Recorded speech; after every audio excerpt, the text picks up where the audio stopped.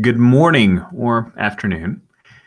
We are part of the Gauntlet community, which is a community of people across the globe who play tabletop RPGs, generally small press or small book or indie stuff.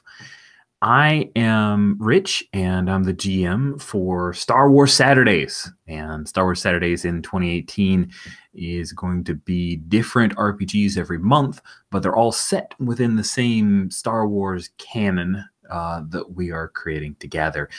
We are running parallel to kind of the timeline of Rogue One and the Star Wars Rebel series. So we have the prequel series as the back bookend, and then the front bookend, we're starting to butt up against A New Hope, which is, the beginning of the actual trilogy. And so we have the Empire has risen and is growing stronger by the day. The Rebel Alliance has been created. And so there's a lot of Wars in the Stars, which is what we're going to pursue. This month, in February 2018, we are going to be playing a game called The Few, which was originally written in 2012 by a pair of Czech brothers for an RPG contest. And The Few is the game they wrote, and it was about World War II pilots, which actually said World War II right. Often I'll mix those words together. But it's been reskinned for X-Wing, Y-Wing, possibly A-Wing fighter pilots, and that's what we'll be playing is the reskin version of The Few.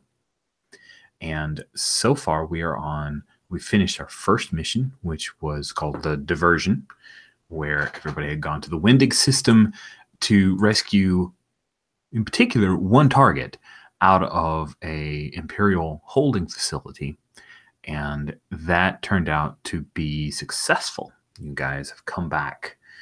So let's jump straight in. So the way that The Few works is that you will get a briefing, you go on a mission, and then if you survive the mission, we have what's called the base sequence.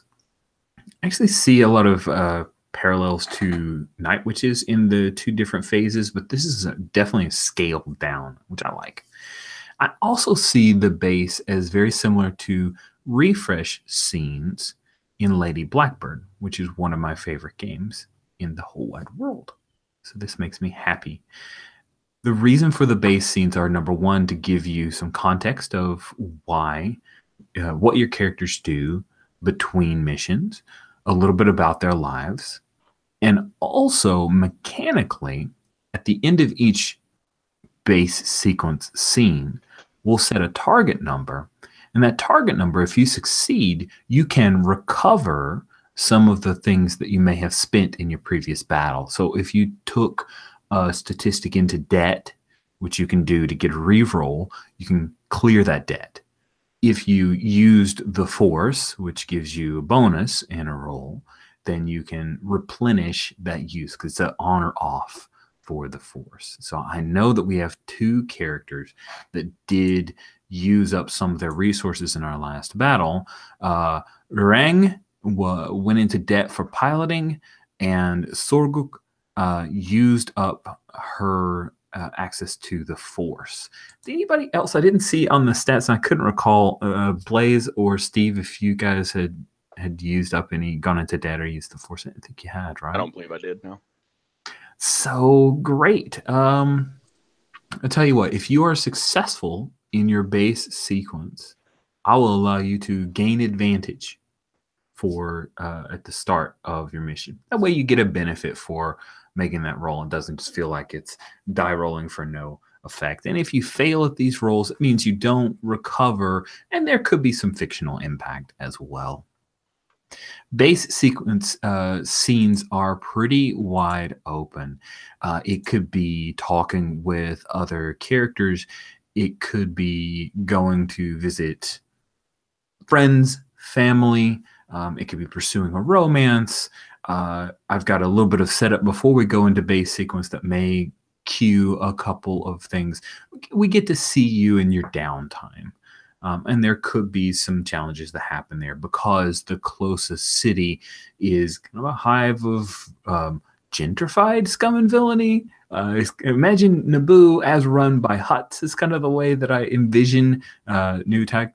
And so you could run into some trouble there. We could also have the possibility if you having to make a soldiering roll, or it could be personality, which are 2 of the 4 stats. So that is the setup. I've got a little bit of end of last mission flow into the base sequence to share with you guys. And then we will figure things out. All right. So there are some changes when you return.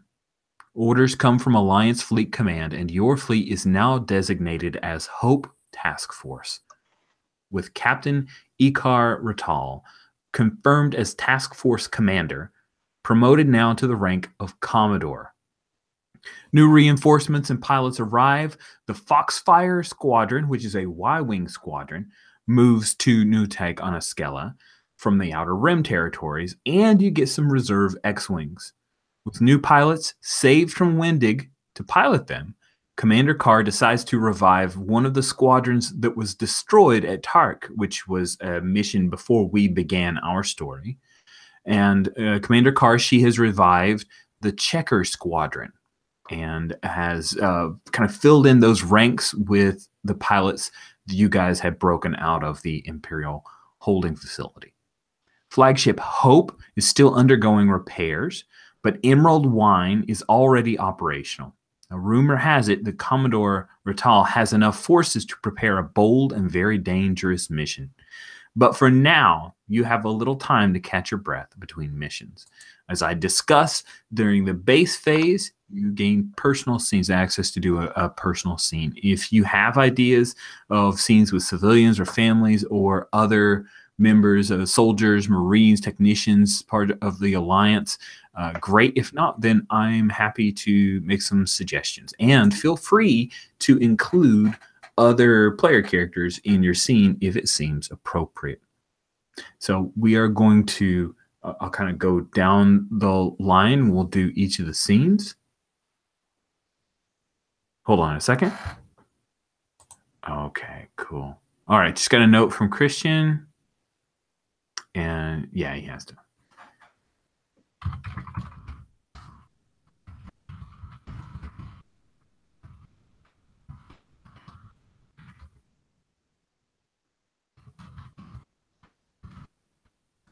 All right, cool. So Christian's unable to join us, and that's okay. So let's. Does anybody already have an idea? If so, throw up your hand, and we'll just kick off with you. Awesome. So Pavel, thank you very much for volunteering to be the first victim. Player to play the base phase. So you are playing. Remind us who you're playing, and then let's set up your scene. I'm playing. Let me find this correct thing over here. Oh, roll 20. I'm playing Rirang Dirgok. He is Nautolan, the guy with like a skin hair. Not the Twi'lek, the other ones. He's local. He's from Askela, and he is a father figure for a local swoop gang. And I was actually thinking, like, are we allowed to leave the base? Because I really wanted to. Yes, you 100% are allowed to leave the base. No problem.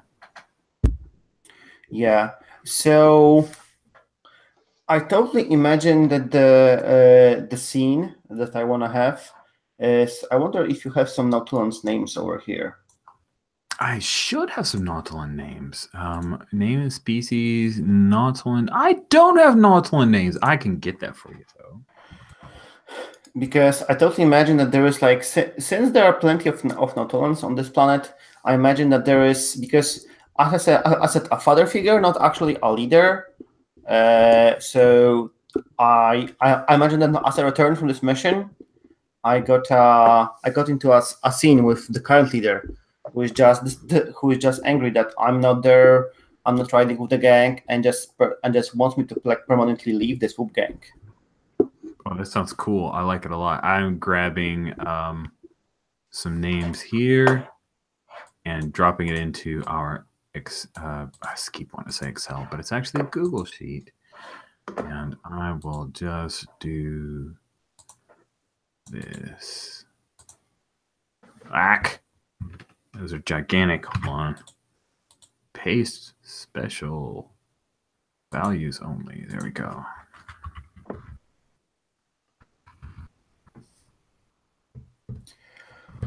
Yeah, let's use a good name. I think half Urdos. All right, so Haf Urdos is the current leader of your swoop gang game, which I love, and I have a soft spot in my heart for swoop gangs. So, how do you get back to New Tyke, the city where you're at? So, I'm imagining that the rebel base isn't like a day's travel, but it's a thing where you would need to either take a speeder of some kind, or if you have a swoop bike that you keep here. I think we totally see me after like our re-rank don't really care much about the. He just stays for like the after mission briefing to get the results, but then he just like jumps onto his swoop bikes and drives back. So maybe we see him like driving through some grounds, like jumping over some canyons and doing some crazy riding because he's out from his X-wing, but he really likes driving his full bike. So we see him driving around and about, and after some time, he gets back to New Tyke. Just to find that half Urdos, just had enough of the rank presence. Cool. So Haf Urdos and the rest of your as yet unnamed swoop bike team. Afterburners. Okay, thank you for that. You had named them. I just couldn't remember, so I said have unnamed. There it is. It's right there in your character write-up. I'm such a doof. Thank you. The Afterburners. I'm looking at the picture that you had thrown out for New Tyke, and it looks very much like kind of like an Nabooan city. So I'm seeing them. They're arranged on a couple of park benches and laying on their swoop bikes, overlooking the large lake that New Tyke surrounds. There's a lot of water here, a bunch of canyons that you pass by. Light rain is coming down. It tinks off of the swooper bikes, and Huff, he comes up when he sees you and he says, "Oh, thanks for making some time for us, big starfighter." Hello, Huff. I just got out from a base and came here to see how you and the other afterburners are doing. He walks over and throws his arm around Moon, who she's his squeeze, his Nautilin mate, and she takes a draw off of a death stick. He says, "We've got a lot of things cooking, Rang. A lot of things cooking. No thanks to you. We've got a job. Well, we're not working for anybody, but we got a lead on something." Sure. I'll be probably off the base for a couple of days. I will gladly join you on this job. Ooh. Everybody perks up at the idea of Rang, and but Huff says, "But it's my gang. You do what I say, right? Can't take over for a couple of days and then run off again." Huff, you might be, when I wanted to prison, you did a very good job of looking over the afterburners, but I think maybe some of the members of the afterburners should also like join me in doing the real fight rather than just swooping about. So while you command them while I'm gone, I still think they could use some of my advice. Ooh, that sounds cool. I think the real conflict here is, do you retain control and he's your proxy, or does half kind of take over the gang, and you can either walk away or you have to do what he says? Yeah. Let's do that. Awesome. I think that you are kind of soldiering. Does that feel right to you? I'm afraid this is the it feels more like personality. The worst I was trying to help you out, bro. Okay, I agree. His personality. Okay, so we need to set a difficulty. So the difficulties as they normally work. Easy conflicts with low stakes should use a target number of 8 to 10. Average ones are 10 to 12, and severe are 12 to 16. In the case of severe conflicts, if we agree to that, then you could cancel up to 2 points of debt. I would say we'll just let you have 1 point of debt to cancel. You cancel point of debt, and maybe you are able to recruit a few of the swoop gangers to join you in the Rebel Alliance. Does that sound good? Yeah, sounds just as I wanted. Okay, cool. Then I'm going to set the target number of the lucky number 13 for you, just because that amuses me. Wow. So that's like the staff challenge. That's the stat challenge. You've got a personality of 1. You're rolling 3d6 plus 1, trying to beat 13, which is definitely challenging. Nope. That is an 8. Okay, so you say, hey, I can still give you a little bit of advice. And Hoff tightened his little grip around the shoulder of Mon, and he says, Ring, that's not going to work. You can ride with us, but this isn't a part-time job. This is our life. Maybe that's your life. This is our life. So you either stay here with us, or you can ride with us and leave when you want, but you can't run the gang anymore with me as your little puppet.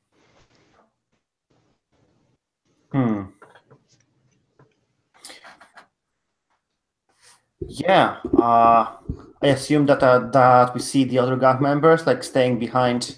Yeah, they're sitting. They sit up on their swoop gangs. One of them sitting up on the bench. He kind of sits up a little bit. They're all paying attention, but nobody's told Hoff that he's wrong. Since there's some hurt feelings here.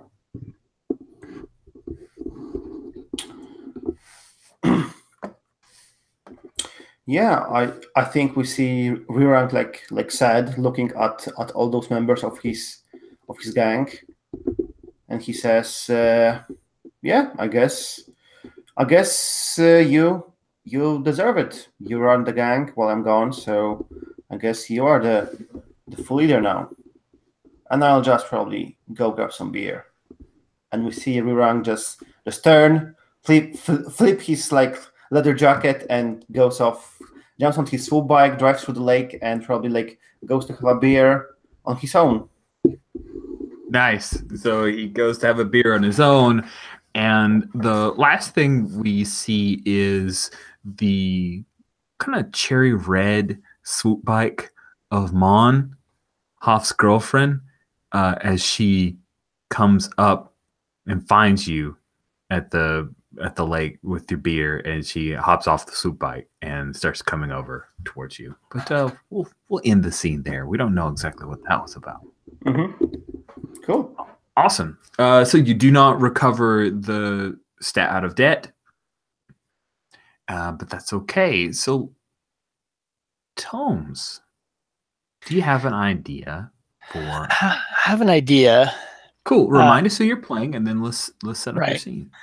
So I'm playing Sorgakle, which is in this case Colonel Akbar. He's not a general yet; he hasn't gone up in the ranks. But Colonel Akbar's one of his many children. But this is one of the only children who has joined the Rebel Alliance as an actual frontline fighter. Right, most of them eventually go into tactics or that type of thing. Right. So she is currently a pilot with this group, and I'm thinking that what are the ships that we've added to our group here is A-wings, you said, or? There are Y-wings as Y-wings. well as X-wings. Yeah. Okay. So there's a Foxfire squadron is a Y-wing squadron. And so I'm thinking that did you mention something about getting some ships from the Empire in the background thing? I thought there was or finding some ships or something like that. Never mind. Anyways, I'm thinking maybe we need to like what? I'm sorry. What planet are we near? You said something. You guys are currently on the planet of Arkella, and the city is New Tyke. Taike. Okay. So I'm thinking that maybe me and possibly somebody else or others are going to be sent maybe on a mission down to the surface to get a tool that we need to unlock some functionality in some of the ships. Oh, cool. Okay. So the hideaway base, which is where you guys are at, is actually on the ground, like it's on the planet, but you could absolutely take a speeder over with some. So let's see, would going to fetch some supplies, would that be something that Borsk, the gauntlet squad leader, be part of, or would that be something that Tikal might take part in? Yeah, any of the above. All right. Well, I'll take it. Awesome. I could take it. That's fine. Okay.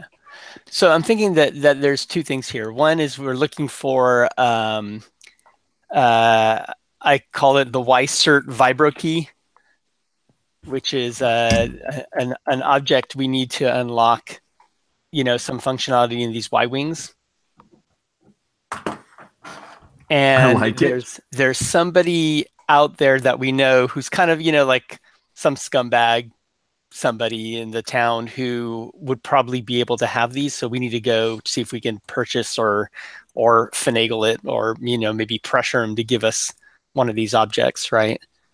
And I think the one twist part here is that when we go out there, maybe there becomes this decision of, what becomes the priority. Because I think Sorga Kle, I'm thinking maybe she finds that there's another Mon Calamari who's being held against his will there. And then it becomes like, are you saving this person, or are you getting this object we need for the battle, or none of the above, or whatever? Oh, interesting. Okay. So the two of you hop on a land speeder. And I'm going to say, since it's one of those like, a bunch of pilots are heading to town for supplies, that a Mandalorian that you guys have freed from Wendig by the name of Jessa, she hops on with you. She's about 5'8", or 1.74 meters. And so she's kind of short, but she wears this like the Mandalorian helmet all the time. Like, she doesn't take it off. She's remains kind of fully clothed. It's got to be hot. And she's pretty quiet. She'll drive the speeder if you guys don't want to drive it, and you head into town, and she'll drop you guys off. So you head into like there's a techie haven where you're heading to try to find the Y-cert vibro key. And when you get there, there's a young Hutt who runs this place. The young Hutt is named, got Hutt names, so I'm going to grab an awesome. Mosca Ardor Tusi. And Mosca has a cybernetic eye, and it's got a couple of little lenses that'll pop over and expand their ability to look at individual items, right? And they sit behind a little counter on their little hover palanquin type deal.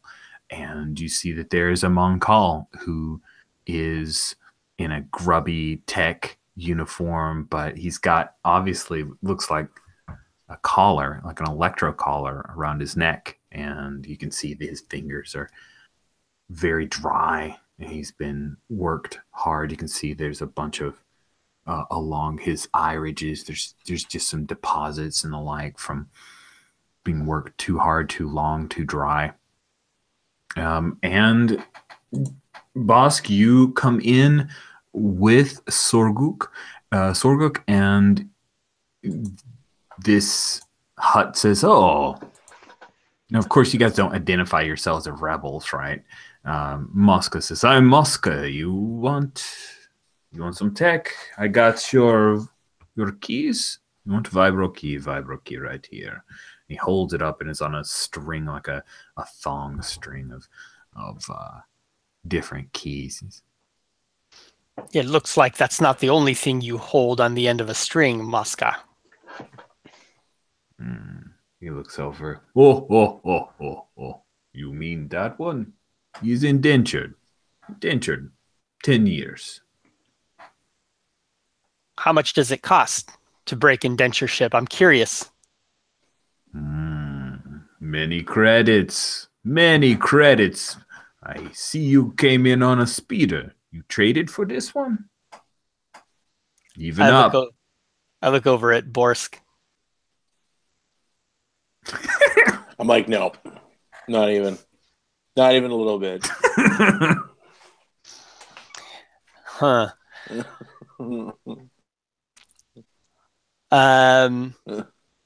And so I can see Borsk like looking over at me, and like there's that slow shake of the head, nope. And he's like, nope. And Sorguk turns and is like, deal. and she gets behind the speeder and kind of like the speeder floats, right, a little bit or whatever. So she just kind of gets behind it and pushes it with her leg, and like it has it float over toward Muska. Okay, Muska's. But this is Star Wars, right? So I'm thinking like she kicks it over, and it's kind of like floats over there as if she's giving it to him, but it's also near him, and it's near our new friend here, right? Our new Moncal friend.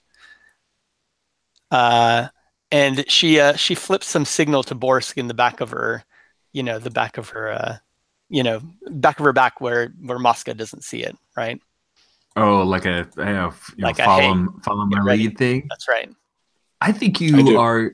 Yeah. What is? I think this will be like the challenge, right? I think it's a challenge, but I'm curious what Borsk's reaction is. What's the shot that we have of Borsk when you see that Sorguk's about to do something crazy in town?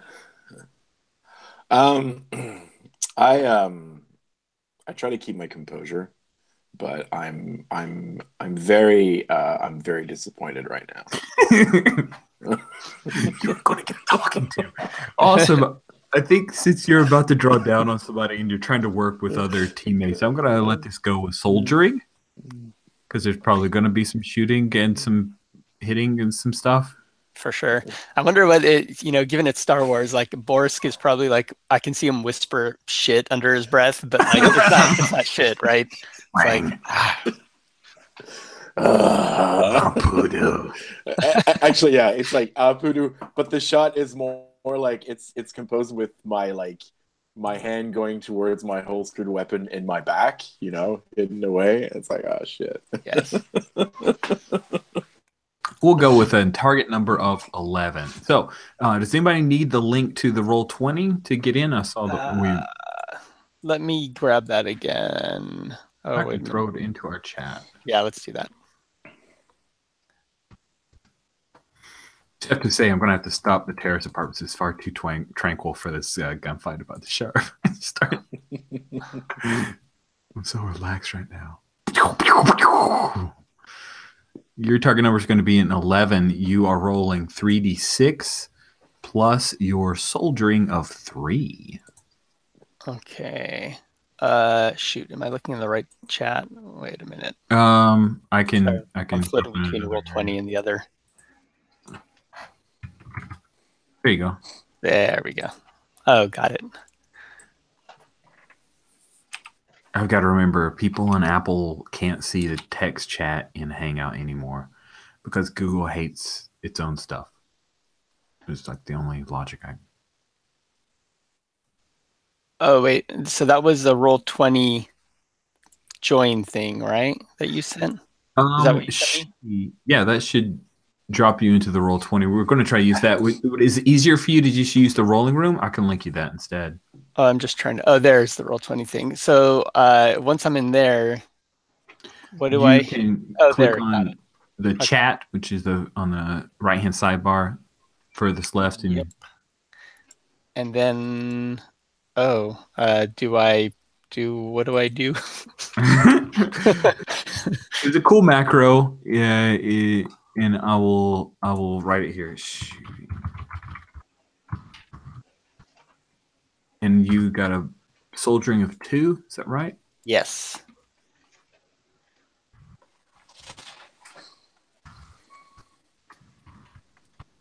It should work. Copy paste that in, and it should work. Right, Pavel? Is that macro? Oh shit! No, I can't do that because it actually does the thing. Oh, Sure. I'm not sure what are you asking of me. Okay. Sorry, I tried to copy the macro that you put in the Hangout text chat. Something like that. The /me. Oop. The /me. Oops. See if it works. You should be able to just copy that and drop it straight in, I think. Yeah. Awesome. Oh my goodness, did you miss by 1?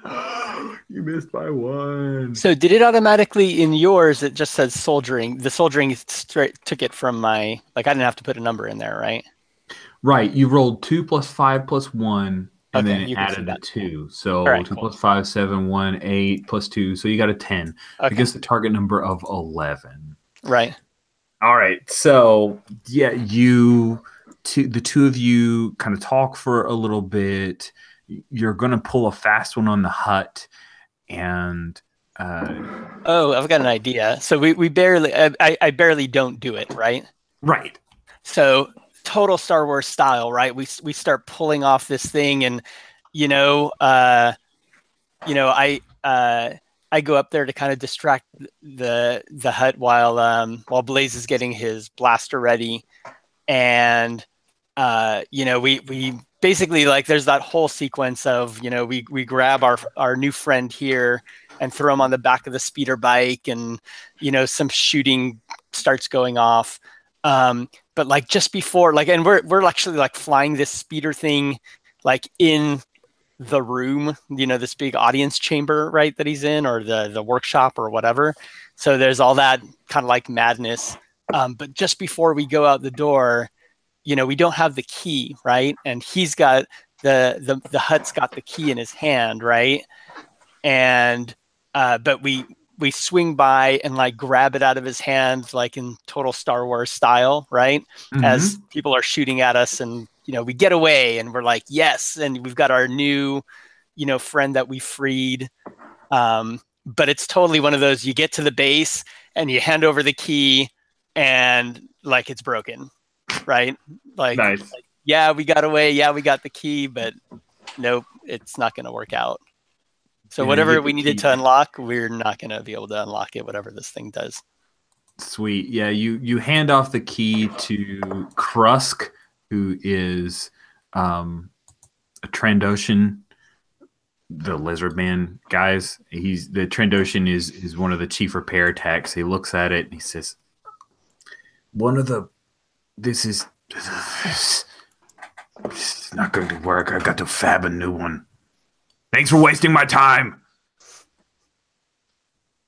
And yeah, so that's how we'll end that. You do not regain the use of your force. You're going into this one feeling just a little drained. Yep. Yeah, awesome.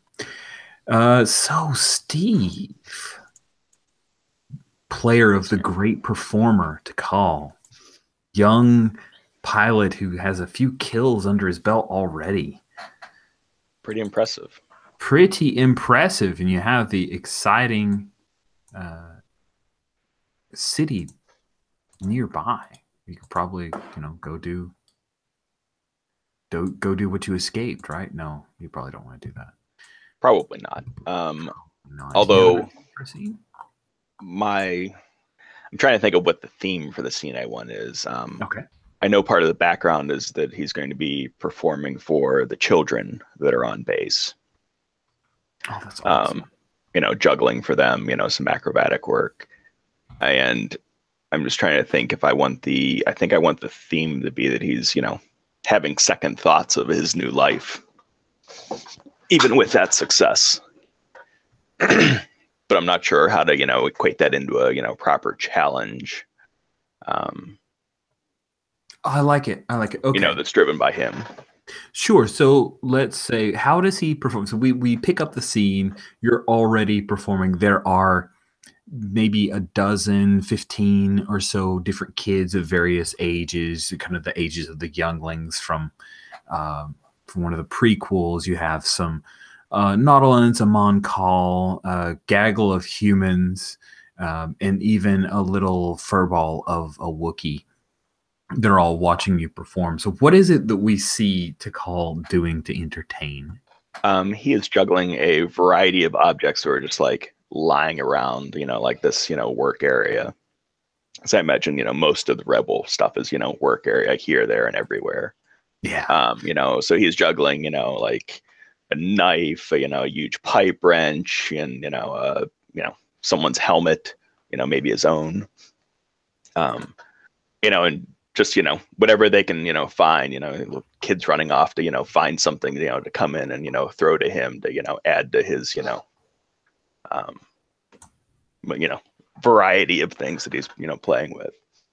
Cool. Yeah, they keep adding more things. One of them finds a Hydra spanner. You're tossing that up and juggling it. One of them brings over like a light blaster, and safety's off, safety's on, and hands it to you. And he says, "It's on stun," to one of the kids. And you're tossing that around, and then there's a Twi'lek who's a member of the medic staff. She's a nurse, but her name is Numa. And I'll show you a picture of Numa real quick. Catch up. There we go. So that's Numa. And she comes around to watch the kids as you continue to entertain them. And there's, you know, a definite look of joy in his face that, you know, and not just, you know, working the crowd like a performer, you know, he definitely enjoys what he's doing. Oh, that's cool. I like that. That's a great key. So you know, and I nod to the Twi'lek as, you know, in performing, because they're well known for, you know, for their artistic side. Numa seems entranced. The kids, they look at each other, they gape at you, they clap, and they call. And after a while, right, eventually Numa says, "Okay, kids, okay, we need to let this pilot, he needs to rest. There's a mission coming. Thank you so much." And she shoos them off, and they run off to play some kind of stickball game. And she remains and says, "You are very talented. I'm Numa." Numa, nice to meet you. Tikal Praxon. Thank you. I have not seen a human with that kind of balance. A lot of training. Too much, but it did have its effect.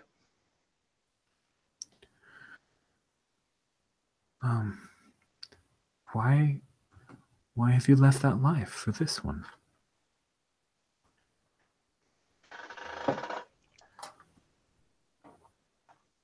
When it's all you know,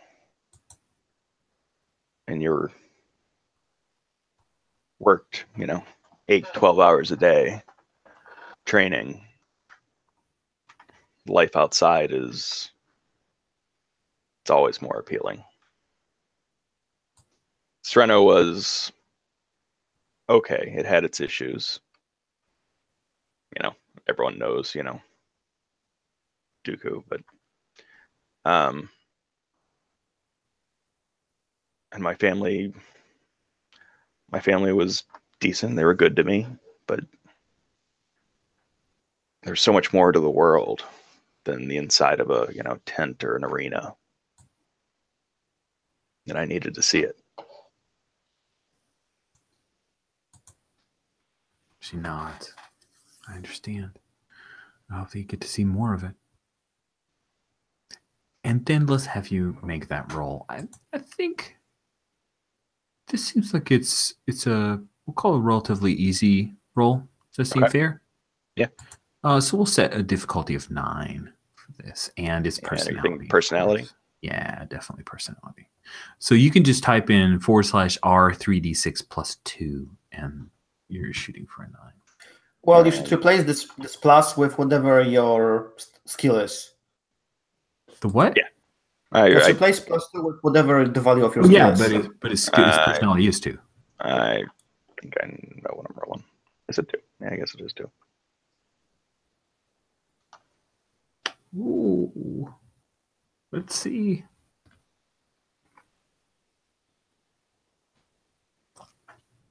It's a hit. Very much. Nice. Okay, cool. So you succeed.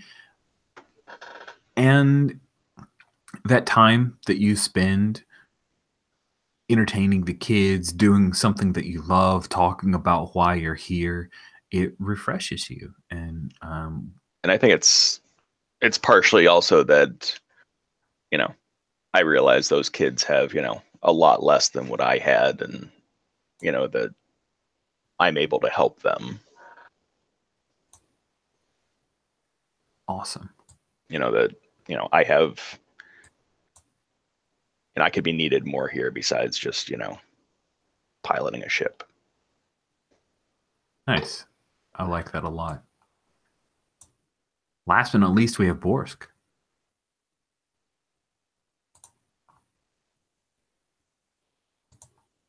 Oh, I think you turned off your camera.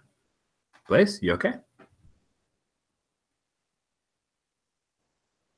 Uh-oh. Do we have some tech difficulties? Sorry, I'm working off an iPad and I pressed the wrong thing. Stupid touch screens. Okay. Anyways, so I'm going to, for my refresh scene, I'm going to go off-world. Is that a possibility to go off-world? Sure. What do you want to do? I want to go to a place that has like this very gorgeous vista of some sort. You know, something that's like I'm going touristy on a picnic with a human woman who's a tactician officer of some sort on one of the ships. There's a clear how can I say, like, we're not supposed to be doing this on this planet or anywhere because there's a chain of command involved. Plus there's that whole I'm old and she's really young, and it's kind of weird, but you know, we're indulging ourselves in this, and we're coming to, there's this kind of like, the scene opens with that kind of awkwardness between the two of us because we know that, like, you know, something might happen romantically in the next scene, but we're coming to grips to try to give ourselves permission to do this. So the beautiful vista, the wine, the whole thing, and it's just like the tightness and the awkwardness of, like, for Borsk, it's being old and not being like, I haven't done this in decades type of thing. And by the way, you're as old as my youngest child was when blah blah blah. And it's that scene, and she's like, she's just like, she's happy to be in the moment, and either she's trying to coax me into it, or I'm, you know what I mean? So it's like, it's just that moment of like, I have to reflect on all of these things and everything that's going on, and like, am I going to make this really crucial decision that might have impact on my professional life and everything else? Nice. So let's say that the girl's name is Sue Starfall, and this is her. Oh. She is the younger sister of one of the pilots of Checker Squadron, May Starfall. And she helps out. Like, she's mostly here because her sister's here, and they've lost a lot. They only have each other. Mm-hmm. And we'll say that, yeah, she kind of helps out with the medical, but she also does some programming. She kind of floats around. But yeah, she's pretty young. And this autumn, is it winter, summer romance? Is that what we call the older and younger? I can't remember anymore. But yeah, this is it's exciting for her. So let's see how that goes. Let's see if this is a thing that could be fun. I think it's a personality roll for you. Yep. And I'll set a difficulty of 10. Sounds good. All right. I just wanted to find that. Okay. I will write it up. Its personality.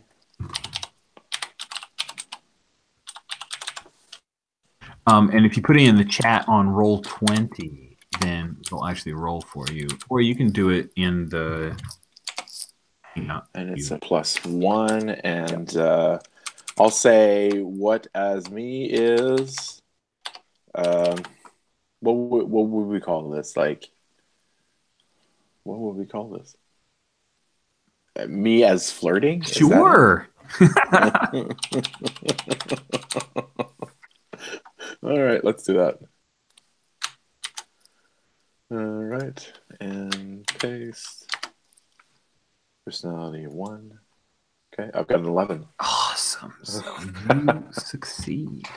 Now, Borst had not burned anything, so this again will give you an advantage. So what is it that we see as we bring this scene to an end? Is it a kiss as you lean over? Oh, see, what's our vista? Is this like you guys are at the mouth of a volcano and there's like this crazy lava vista, or is I'd it actually I like something that's very green. That's Ooh, like okay. either we're looking on a cliff that has a giant unending forest somewhere, and it's just I like that too. That sounds great.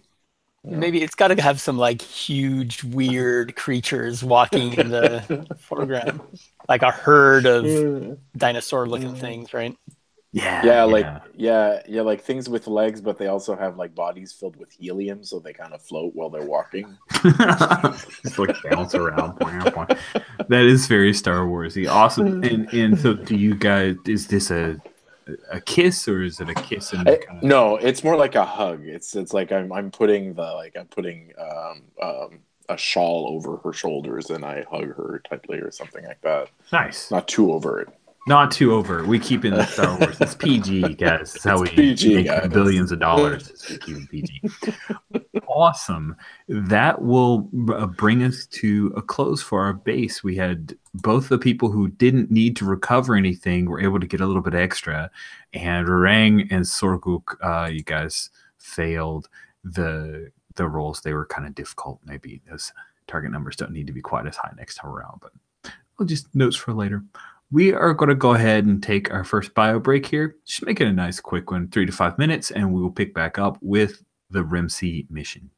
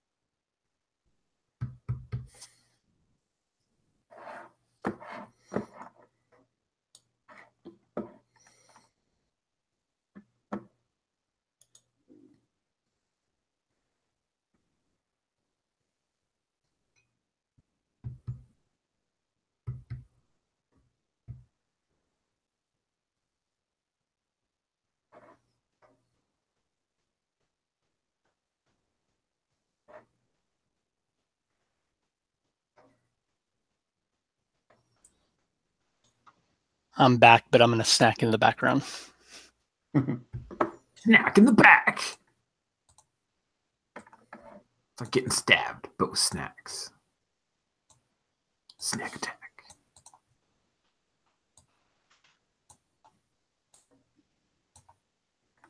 All right.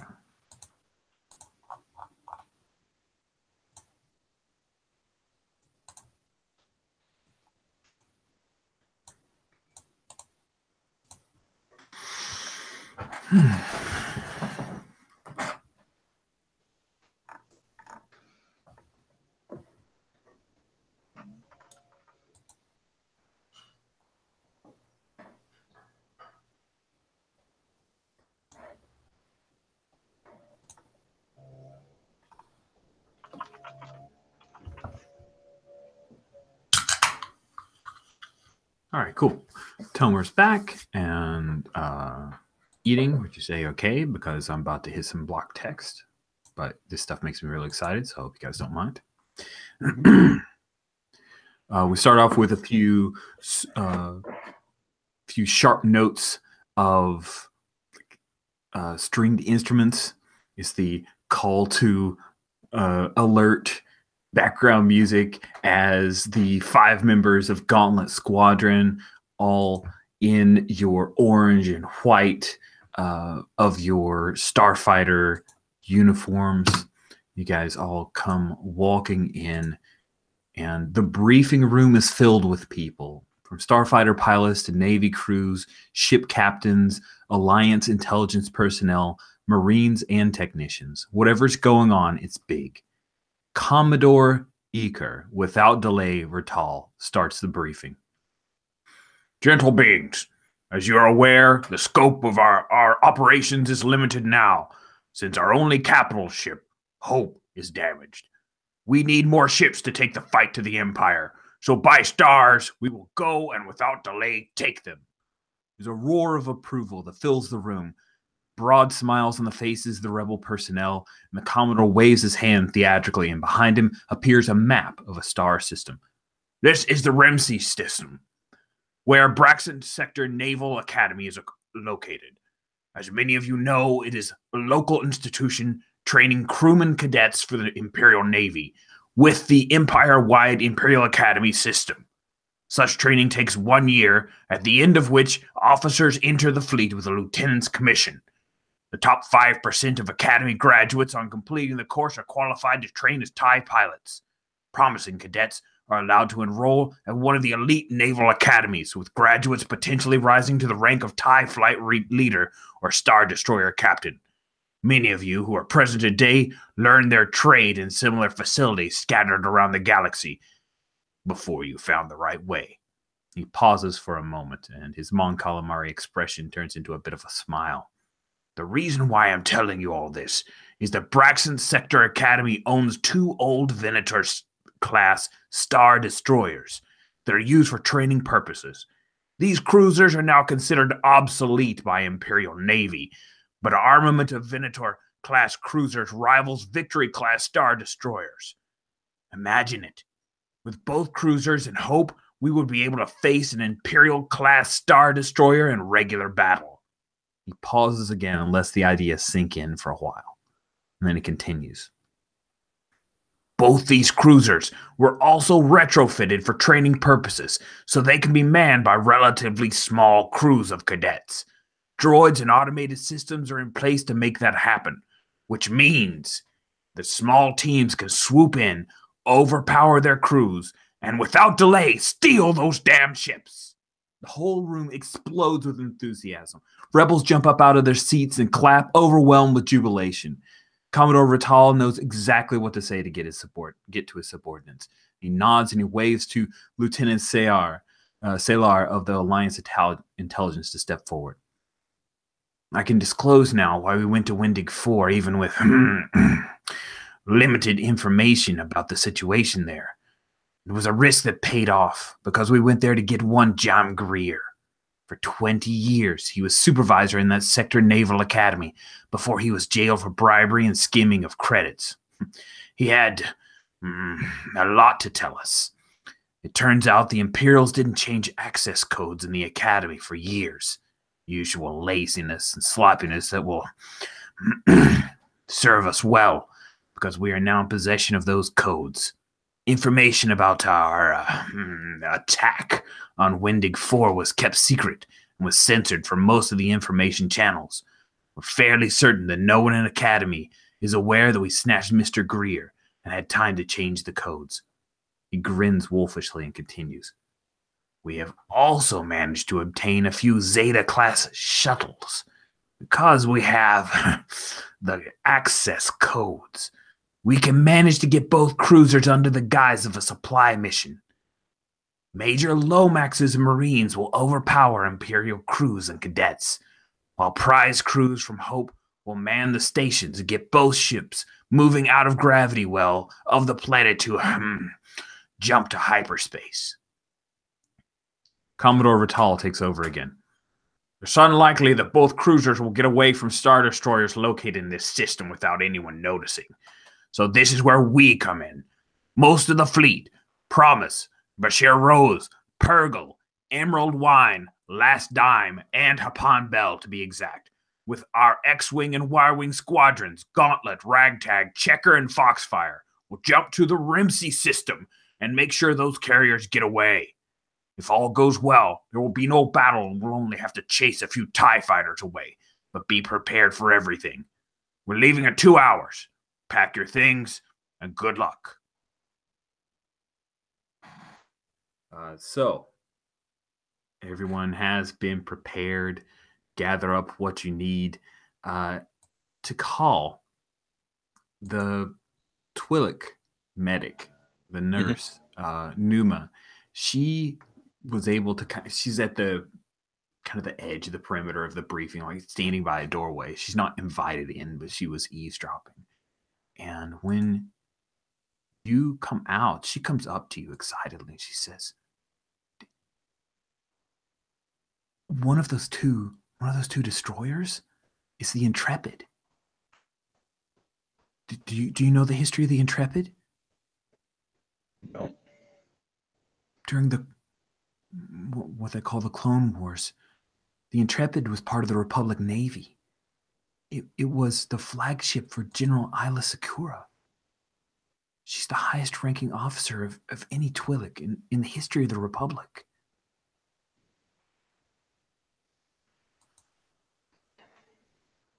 And I'm sure it's been taken care of well. Be a great addition to the fleet. I hope you're successful. I hope that you can make it back. I would love to see that ship. I've heard stories. Anyone can do it, we can.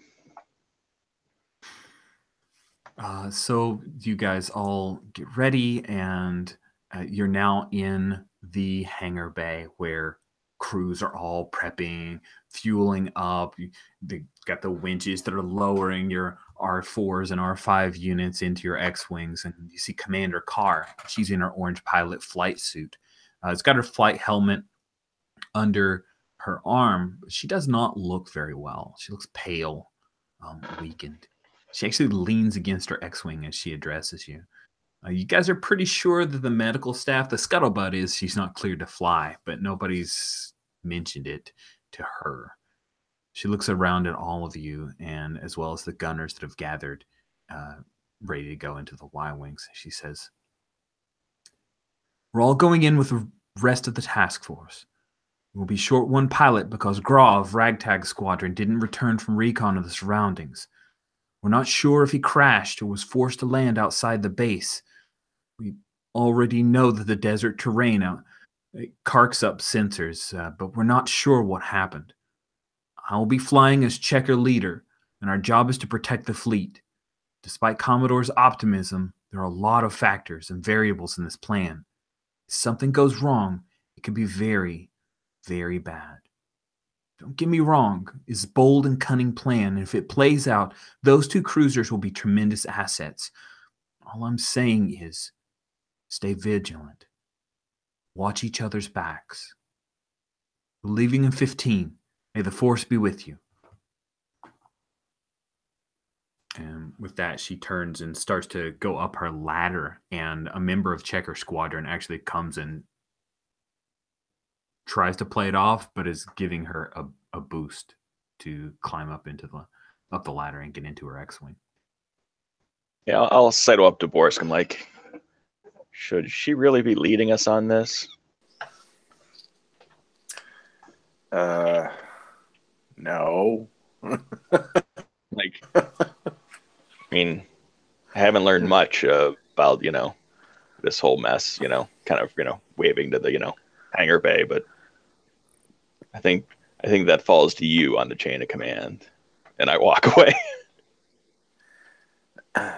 So I walk up to her and I said, excuse me. She's just settled in, but she's able to look. They haven't closed the cockpit. She leans over and she says, "What is a Gauntlet leader?" I thought we were leading this stuff. We all have our assignments. I'll be leading Checker Squadron. You still have Gauntlet command. Okay. Understood. Take care of your people. And walk away. Awesome. I will. Awesome. Okay. Sweet. So you guys I'll all walk back. get to go through the very fun sequence of lifting off, and everybody heads out to space, and everything pops into hyperspace. We pick up with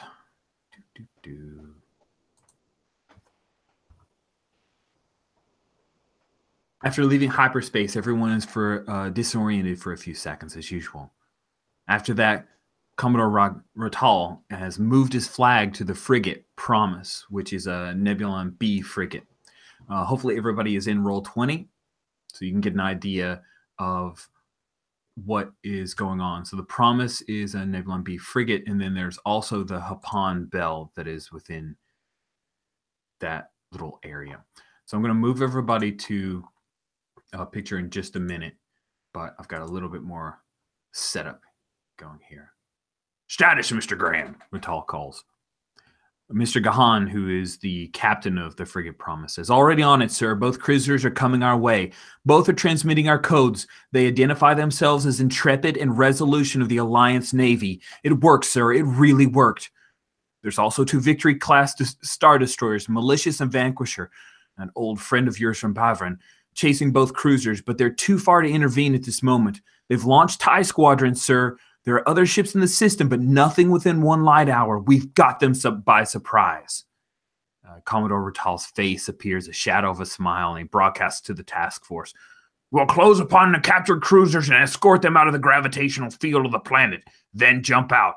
Try to avoid a major fight, and only defend our prizes from TIE fighter attacks. Stay sharp. We're not out of danger yet.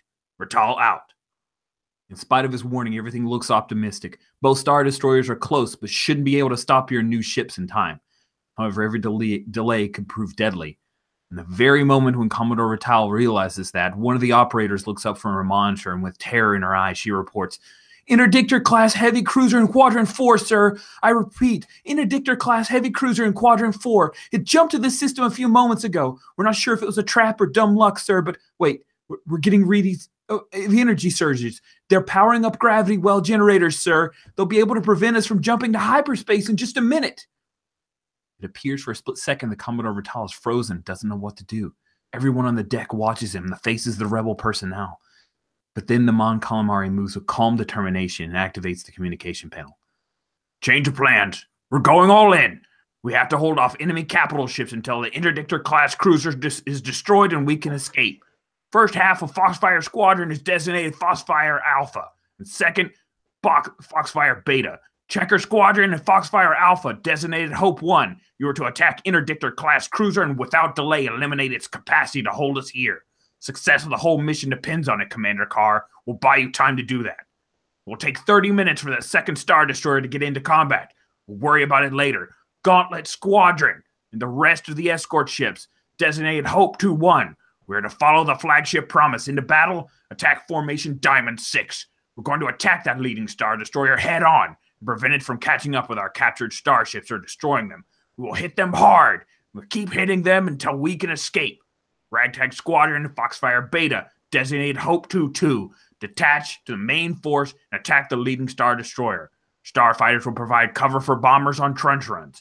Weaken that capital ship and destroy as many guns and critical installations as you can before we get in contact with it. He pauses for a second, switches to broadcast to every ship, pilot and sailor in the Hope 2 Squadron. Those 2 captured Star Destroyers are of paramount importance for the rebellion. We must ensure they get safely and without delay back to the hideaway base. This will be a fight against overwhelming odds from which survival cannot be expected. We will hold the enemy for as long as we can. Ratal out. You know this in fight, you're seriously outclassed and outgunned. Escort ships are meant to fight the enemy starfighters. They are not supposed to charge capital ships. The Rebel frigate and 3 corvettes can only muster 28 turbo lasers and 21 laser cannons between them. But the broadside firepower from a single Star Destroyer amounts to 50 turbo lasers and 20 concussion missile launchers. Commander Carr transmits on the Starfighter band channel.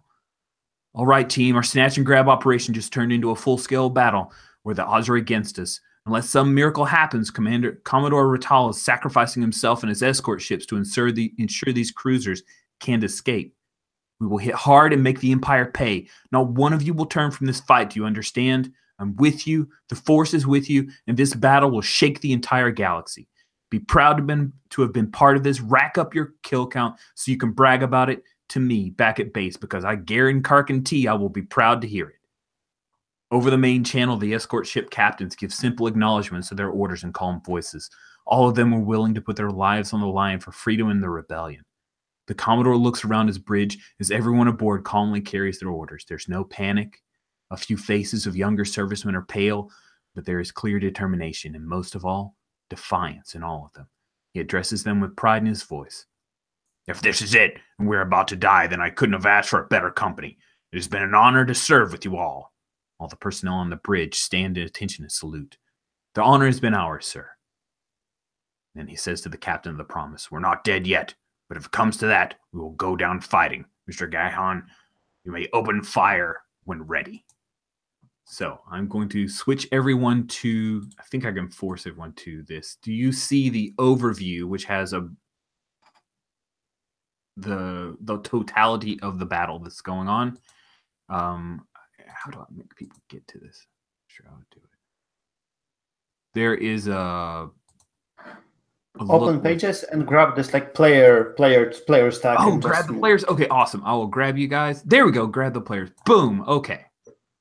Now, if you guys are in Roll20, you should be able to see that there is a look here. So there are 3 locuses of battle. We have the Vanquisher. We also have the Constrictor, and then Epsilon Squadron and Banshee Squadron are trying to stop you, which you guys are in the bottom right. You are Hope 2-1. I'm going to try to stop you from attacking the Vanquisher and stopping the Vanquisher from taking down the Intrepid and Resolution. So the Intrepid and Resolution in blue are the Star Destroyers, and I'll just go ahead and change the look just so it's easier for us to talk about this. Okay, so the Intrepid and the Resolution are the captured Star Destroyers. Hope 1, which is Checker Squadron, and Foxfire Alpha are being attacked by Sigma Squadron, who are trying to defend the Constrictor, which is one of the 2 Star Destroyers. Hope 2-2, which is Ragtag and Foxfire, is trying to take out the Vanquisher, where you guys, including the Promise, as well as the Hapon Bell, are trying to push through and head straight for the Vanquisher. So that is the setup. That is the beginning. And as we go to start, I'm going to move you guys over. So we're back to the map that has you in it. Bam. So as previously discussed, you guys are, how do I make that go away again? Okay, there we go. Awesome. As previously discussed, we have advantage for 2 of the 5 ships. Currently, Nev Dub will be an NPC, and we will continue on with him. The Promise and the Hapon Bell are part of this, and now I get to reveal 2 squadrons are coming your way, and there are TIE bombers. And aha! I think I did that right. Cool. Yep. All right. So we have, and I'm going to blow this up a little bit. We have the Banshee Squadron, which is a squadron of TIE bombers. There are a total of 6 of them. We also have the Epsilon Squadron, which has 2 TIE interceptors. TIE interceptors are faster than TIE fighters, and they are also more accurate. Only elite starfighters are allowed into the TIE interceptor. So that is your setup. Right now, you guys are supposed to punch your way through the Banshee and Epsilon squadrons so that the Promise and the Hapan Bell can get face-to-face with that Star Destroyer that you looked at before. So that is our setup. And I'm sorry for the incredibly long box text, but I got excited reading it, and I hope it was okay and informative for you guys. Gauntlet Leader, you guys get to go first. What do you want to do? So just so you guys know, the Epsilon, they're starfighters. They're going to be trying to get in your face, whereas the Banshee is going to be trying to. That entire squadron's plan is to 2x2 formation and heading to bomb onto the Promise.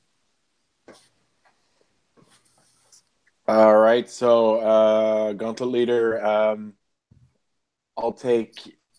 Well, no. So our orders are diamond function. So diamond form would be what would be attacking at, and we'd form like one giant unit trying to take it out. Does that make sense? Makes sense to me. You need to deal with the TIE fighters first before you can make your way on. So do you want to head after the Epsilon? Where's Borsk headed? Banshee. Epsilon, I think. Okay, cool. All right, so you will be moving forward for Epsilon. We'll remember that you have advantage. And hey, I think Banshee leaders are going to come towards you. What is, and I'm going to be working from left to right for the order of operations so that I don't double up or skip anyone. So next will be Rang. What is your intention? Are you following Gauntlet Leader? Do you want to wingman Gauntlet Leader? Are you going on your own? What are you doing? So we can't yet get to the Banshees, yes? You can get to the Banshees. Yeah, they're equidistant. So if you wanted to zoom and head straight for the Banshees, you can. What you can't get to yet is the Star Destroyer. Yeah. I forgot my designation. Gauntlet 3. It's Gauntlet 3. I'm going to scare the Banshees. Maybe they will start flying away and not flying in. So yeah. Cool. I'm going to fly in and get behind one of them, fly back, and yeah, try to get this in my tail. We see this like cool like blue oh my god circle, and I'm just like flying to get it in the middle. Oh, so you want to actually try to tail one of the Banshees? Yeah. Awesome. Why don't you go ahead and roll piloting, and let's circle back for Blaze. The Borsk, when you go up against Epsilon, did you want to try to get in his tail, or were you gonna do a flyby attack?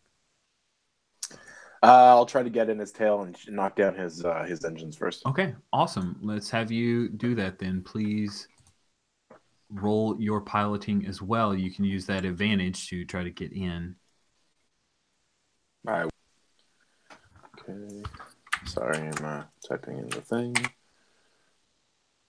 6, 3. And, again. Okay, that is 10 against Rarang's piloting there.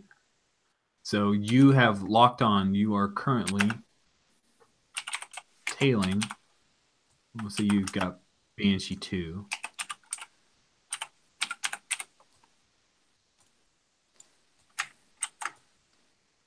Cool.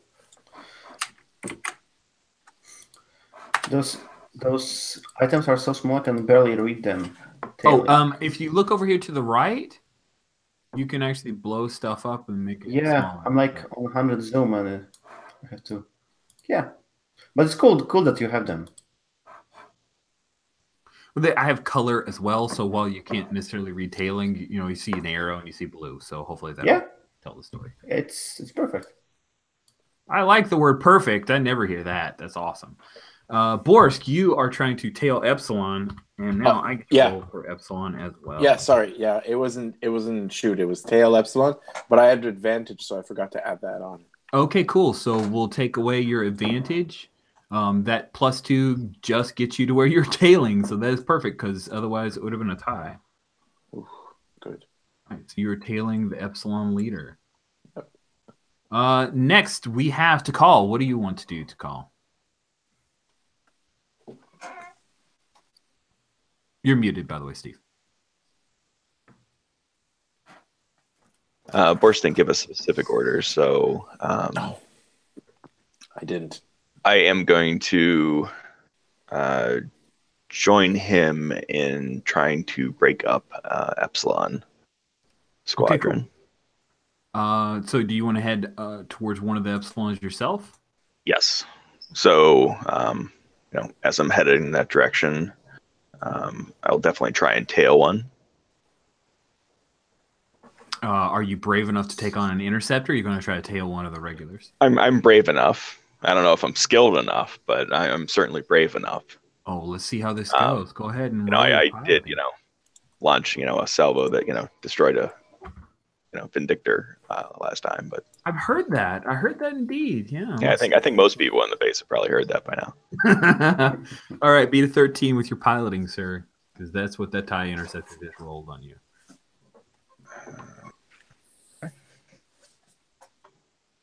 Oh, don't forget, everybody, start up your background music.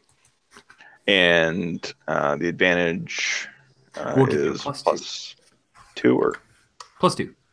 Yeah, I'm going to use that, and I'll just put it in place of my piloting here.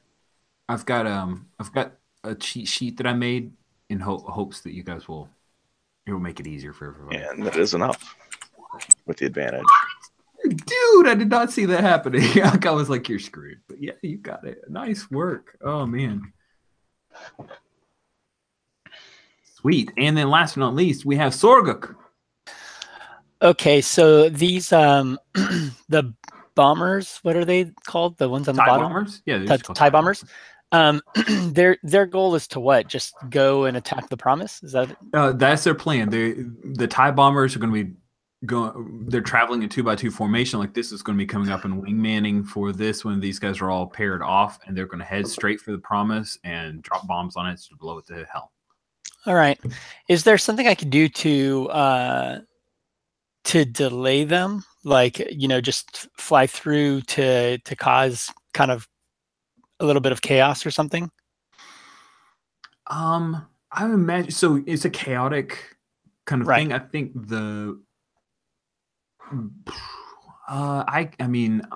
yes, you could, if you wanted to pull off a crazy piloting stunt, target number of 16, we can use that to effectively give them like a disadvantage for their rolls when they make it Promise, if that's what you want to do.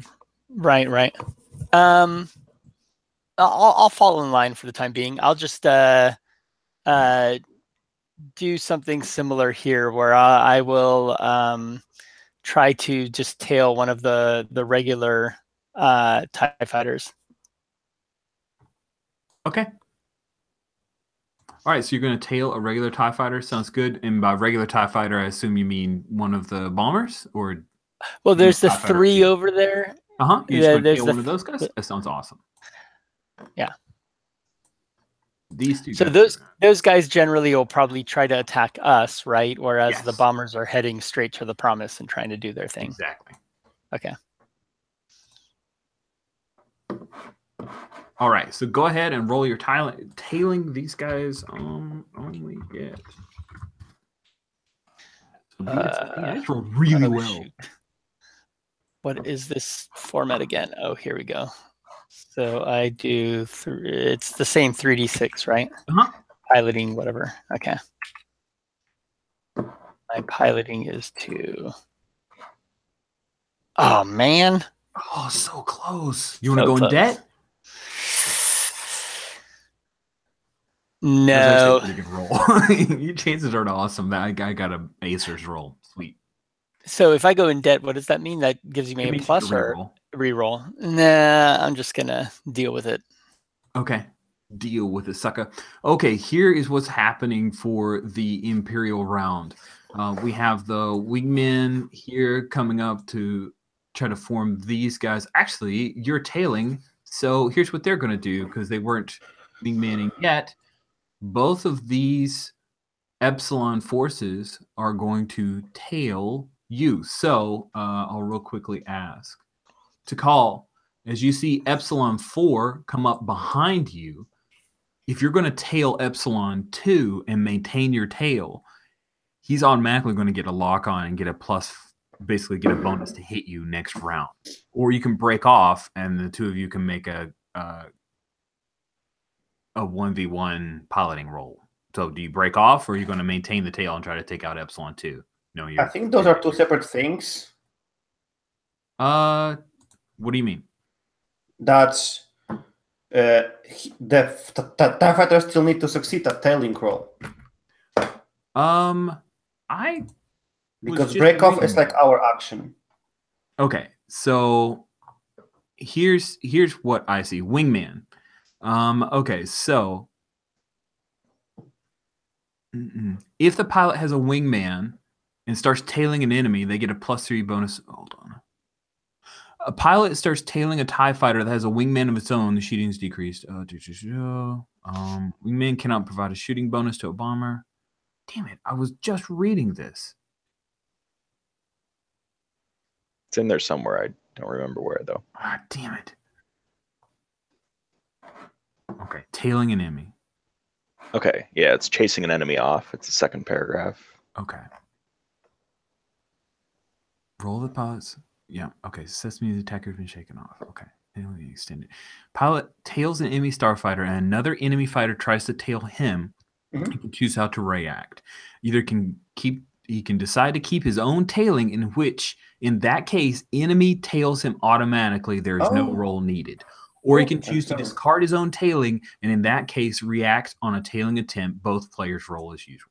Cool. I'm sorry. Yeah, sure. No, it's okay. I appreciate the objection. Let's make sure we're all on the same page. But sorry, it took me a minute to find it.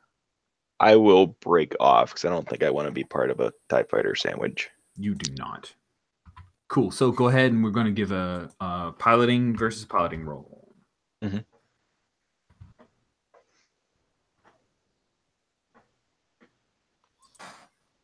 Holy crap! I'm on fire. I just rolled a 15. I'm sorry.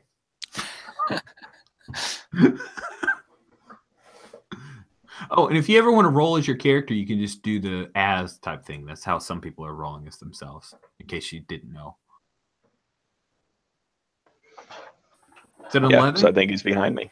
Okay, sweet. Okay, so he is behind you, and I've got a tailing. So I'll call that out over comms. I'm like, got one on my tail. Could use a little help. Sweet. And then Epsilon 2 is just crazy enough to try to shoot you.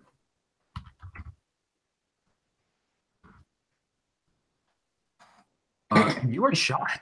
I think I am shot.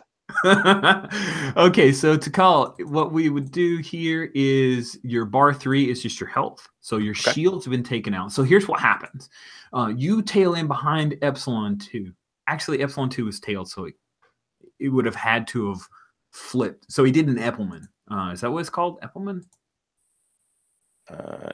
He did the... I mean, he must have to make a piloting roll to do that, but yeah. So I'm flipping back. He can't have shot you, so you're not shot.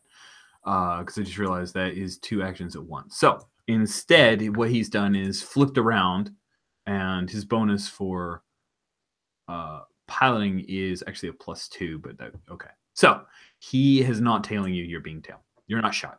But the Epsilon 2 is now going to try to wingman Epsilon 4 and give wingman 4 the Epsilon 4 the kill shot on you next round. So he is going to wingman. All right. So Borsk, this guy's coming behind you. Do you want to give up your tail, or do you want to continue and hold on to take out Epsilon Leader?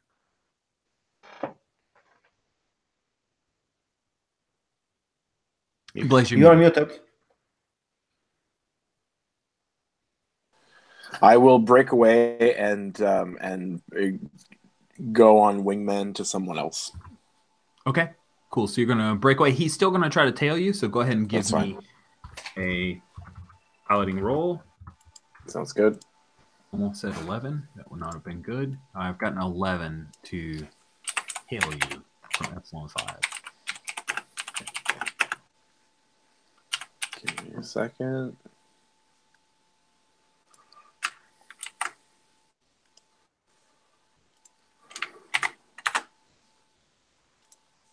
I got an 18. Oh man, you lose this guy. So yeah, you come in behind Epsilon Leader.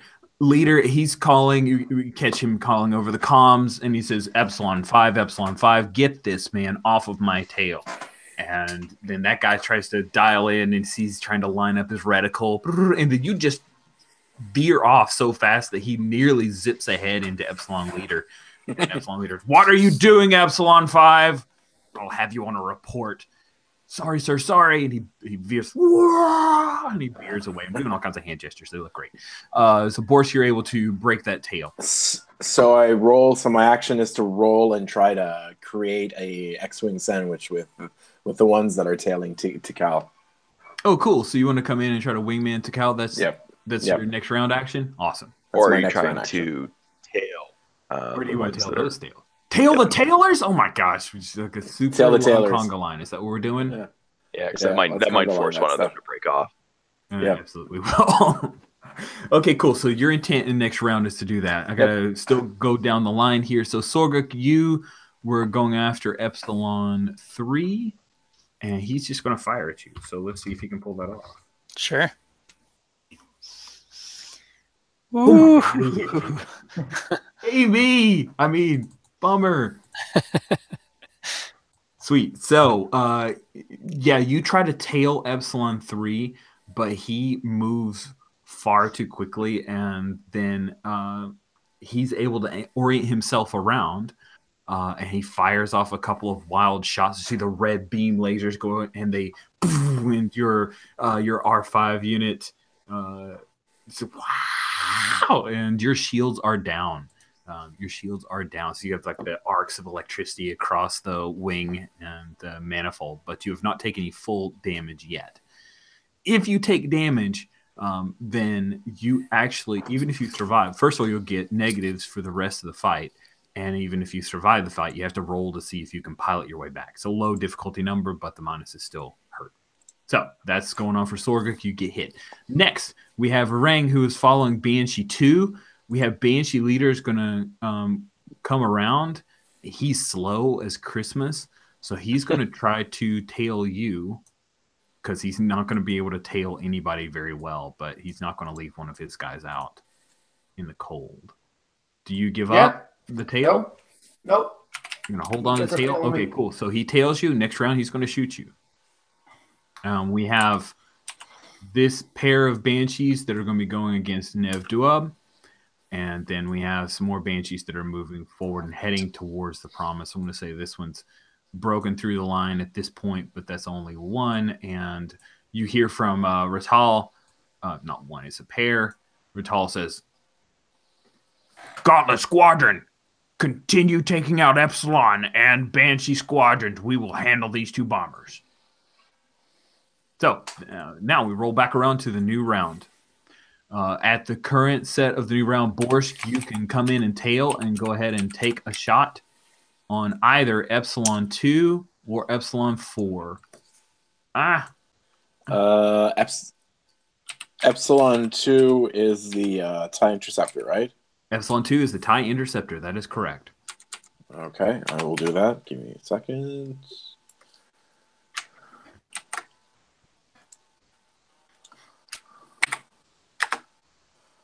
Okay, that's an 18 again. Nice. That was less dice, or less, yeah.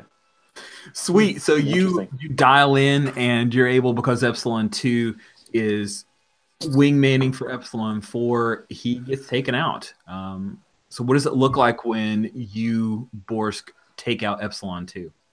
So I'm rolling in from last round, so I roll into the fight, and I just like, I get really, really close to him, so you can really feel like the nose up his tailpipe, and I pick off the wings one by one. So like 1, 2, 3, 4 cannon, 1, 2, 3, 4, and then wing going. Nice.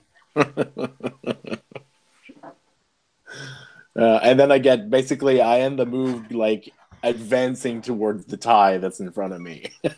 Oh, dude, that's terrifying. And poor Ty's like, An Epsilon leader. We, of course, we the audience get to hear Epsilon leader. Stay on target. Stay on target. All right, cool. So Epsilon 5 is going to be trying to head your way, but that's next round. So Varang, you've held onto your tail and you try to take out Banshee 2. A bold move. Yeah. Banshee has like 1 health, or do they have shields? Hold on just a second. Let me make sure of that. The tie.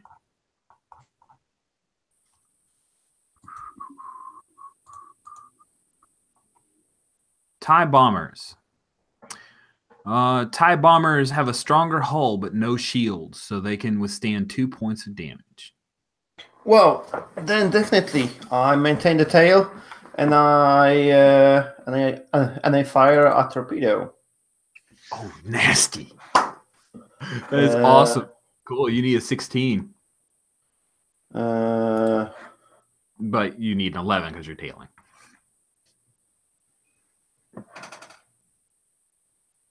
That is a 17. So you fire off one of your torpedoes. Please mark that off. I don't have an area for you to easily mark it off on the Roll20 sheet. I changed my bars. My upper bar is my ammo, so I lower this to 5. Cool. I'm going to take out that. So what does it look like when you photon torpedo? What's the photon torpedo coming out of your X-Wing taking out this Banshee 2 look like? This is Gauntlet 3. I have a look on one of the Banshees firing torpedo, and we see that he's like flying like a madman trying to escape, and I have like the stock moving on him, and I just like open something on the control stick, press the button, and we see like this rocket just takes off, and like a big explosion, and I just go to the side as I have someone on my tail. Nice. Don't forget to put the tailing on me. Oh, yes. Thank you for that.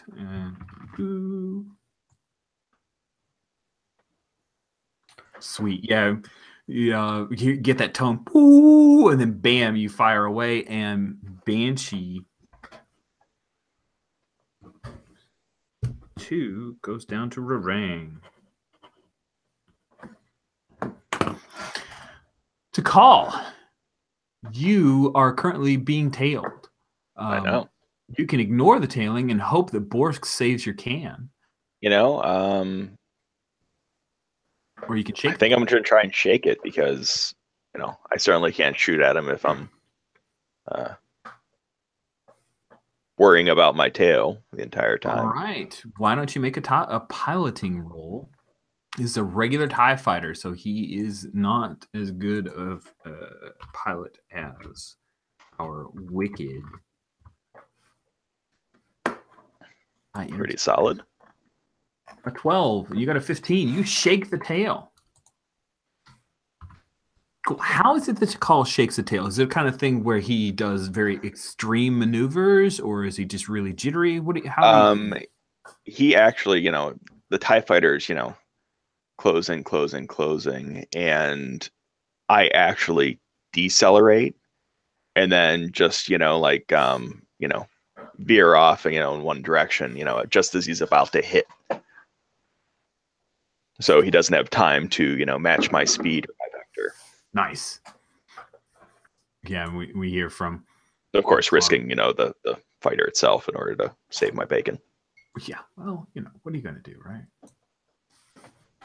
Sweet. Yeah, you lose Epsilon 4, and Tikal, you see the Epsilon leader is making his way over towards you, whereas Epsilon 5 is coming around to Borsk.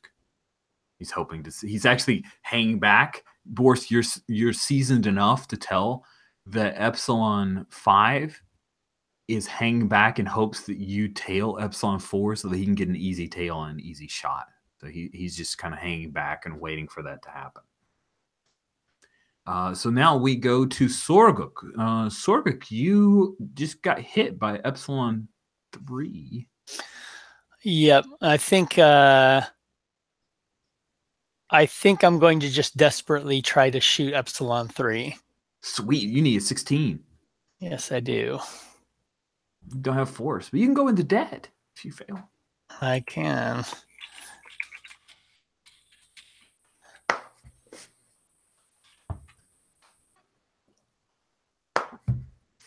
All right. Man, so you fire That's off not good. of shots, and then you receive on your little targeting reticle a message from your R5 saying, please aim better. Then Epsilon 3 screams past you, wow! And you hear over your comms, this is Epsilon leader. Epsilon X-Wing pilot Lay. You are going down. And he is going to try to tail you. But that'll be his turn. We've just ended the round. So it is Imperial turn. So Epsilon 4 is going to... he's trying to lure Borsk in. So at this point, he's just going to fire wildly at Tikal with not much of a chance of success. But he's kind of playing... he's trying to play Borsk. So he misses Tikal. So he fires... not by much. Yeah, not by a whole lot. Epsilon 5 is going to try to tail Borsk, so I'm just going to move everybody over like this, just so it's easier for us to keep running into the promise. So Epsilon 5 is now going to try to tail. Here we go. And so you need to give me a piloting roll, Borsk. Okay. I was... Okay, this is called shaking a tail. Yeah, you just need to roll piloting.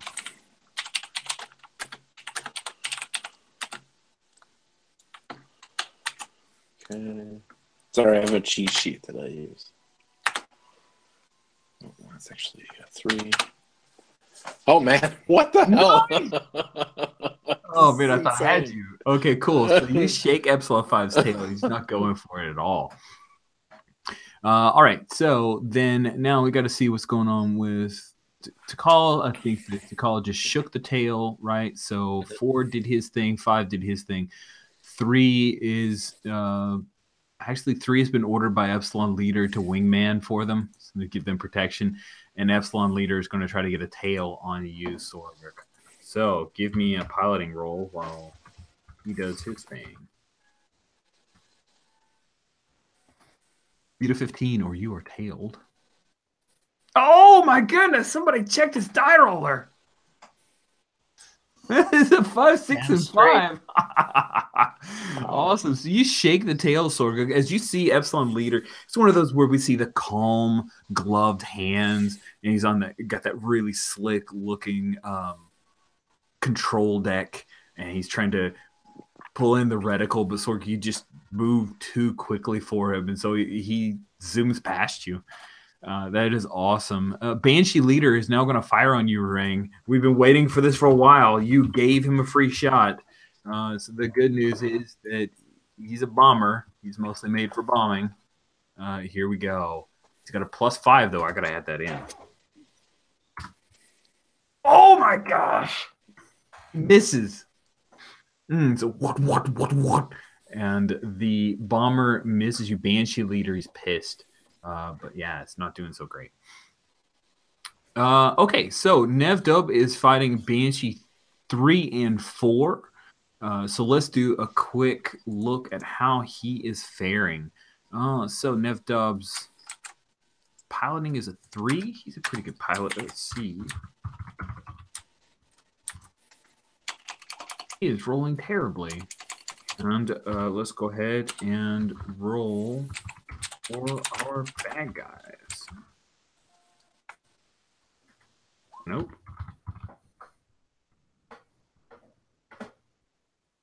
Oof. So Nevdub is continuing to pursue Banshee 3 and 4, harrying them as they wingman each other. Banshees 5 and 6 have approached and are going for their first trench run. I'm going to keep them back because I don't want to go on the perimeter of Promise. But they're engaging the Promise. So the Promise, they are going to go ahead and they have to get advantage. So the Promise gets to fire at them. Space. Sweet. One of them takes damage. So they have...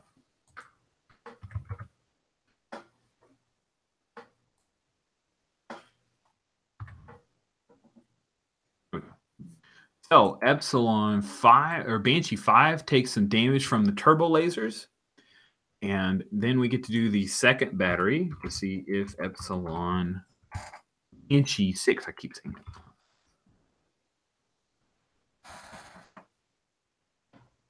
You said 3D56, that probably wouldn't work. Oh, man. And so Banshee 6 also takes some damage. That is the end of the Imperial round. We roll back up to Borsk. Borsk, you have Epsilon 5 trying to get a tail on you and failing. Epsilon 4 was the one who's trying to lure you in. You can get an easy shot on tailing him if you so wish. Or you can do something else. Borsk, what do you want to do? I'm going to take off the X-wing. Sorry, the TIE fighter tailing Tikal. Is that feasible? Yeah. Okay. And I got a 16. Nice. Sweet. Okay, so you were tailing Epsilon 4, correct? Yep. Awesome. You have tail on Epsilon 4. That is excellent. You're probably going to take it. Oh, you were shooting, weren't you? Oh, I thought I was shooting him. Oh, sorry. Oh, I'm sorry. I looked away at something and I thought you said tailing. 16 is all you need. Bam, you take Epsilon 4 out. Epsilon 4, which was doing the, I'm going to rotate around your reticle and try to draw you in. You more than draw him in. You destroy him. Imagining that Boris like flies through the debris, a couple pitted bits on your cockpit window. As you have destroyed him. And we will mark that down as Epsilon. Epsilon 4 destroyed. All right. Next, we go with Rarang. Rarang, you are evading Banshee leader. Sure. Yeah, so far so good. But I'm going to go. I just need to check. Niev. Gauntlet 2. Do you mind helping me with this Banshee? I basically want to... Gauntlet 2 is Nev. You're asking for Nev for help? Okay. He says, I've got 2 of my own. I'll see what I can do. But yeah, if you want him to swing into Wingman for you, that's fine. I thought he wanted to get on a free tailing on this guy. Oh, yeah. Okay, cool. So he will break off from 3 and 4. Actually, he'll check in. Gauntlet leader, permission to break off from 3 and 4 to help out Rarang. So what does Gauntlet leader have to say about letting 3 and 4 pass through onto Promise? Sorry, I didn't hear the okay. audio cut out in the middle. So Rarang asked for some assistance. He's asking Nev to come in and tail Banshee leader. To do that, Nev Dub will have to let Banshees 3 and 4 pass by and basically do a feint, or not a feint, but an end around on you guys, and they'll start hitting the Promise. I'd actually, I'll command. I'll support Nev Dub in that. Sorry, I will. Yeah, I won't command Nev Dub to attack the Banshees, I will tell him to actually tail. Okay. Sorry. Yeah. Right. Sounds awesome. So then NevDub is going to go in and get tailing automatically. Sorry, it goes to block, so then it looks weird. All right, there we go. So NevDub is tailing Banshee leader, whereas these two Banshees are bombing. That means that Banshees 3 and 4 are moving in, and they're going to attack the Promise. Wait! Don't hold them so far. I thought that the Banshee leader will give up his pursuit, but I'm not letting those Banshees go. So as Niev comes and get up on the tail of this Banshee, I'm totally doing a maneuver, and I'm totally getting on the tail of this two Banshees. That's awesome. Okay, cool. Yeah, they don't want that to happen, so they're going to try to stop.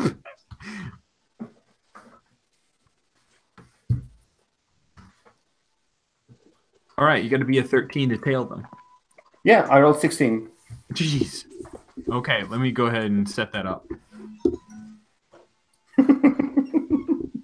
This is crazy, man. This is like a conga line of craziness. Yeah. I love it. They do get a little bit of defense. I did put this up here. So your buddy gets a defense of 3. So you are tailing, but it means that when you fire, if you were going after Banshee 3 instead of 4, then 3 would get some defense. If you just go after 4, though, go after 4. Yeah, I will go. I'm not sure if it's possible to go after the wingman. Yeah, it probably isn't. I think you're right. That works better. Okay, cool. So we'll resolve that next round to call. So is Sorga currently being tailed or just being harassed by a couple? Just harassed. They were trying to tail me, and then I was able to disengage that. So Kyle goes over comms and he's like, Gauntlet 5, taking your wing. Nice. All right, so your wingman, good. You already took care of that. Awesome. So by wingman, you'll give him some defense. That's perfect. And then Sorguk, you've got a wingman. What do you want to do? Let me see. What advantage does wingman give you? Nothing for shooting. Oh, but only if I'm tailing, right? Right. Okay. Yeah, I'm gonna. If Epsilon 1 has got somebody tailing, as a wingman, that means you can't tail them. Is that right? You can tail the pair of them. You can Right. go ahead and try to tail, but they're moving together, so you're going to hit Epsilon 3 instead. Right. I mean, our wingman bonuses would cancel out. Right. Theirs and ours. Wild shots or something strategic. I think as I was trying to pull away from these two, from Epsilon leader when he was trying to tail me, I think I tried to give off some shots to see if I could hit something. You're crazy. I love it. Yeah, let's do that. Oops. Let me grab this thing. All right.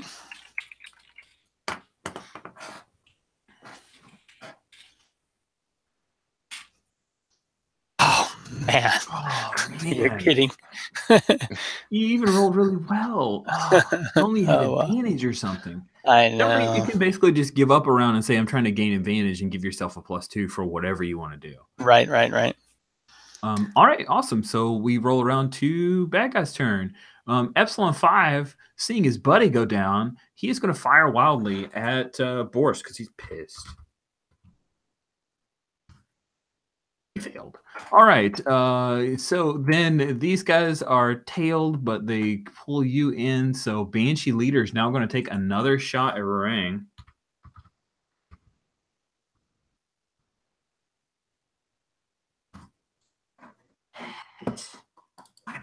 Damage.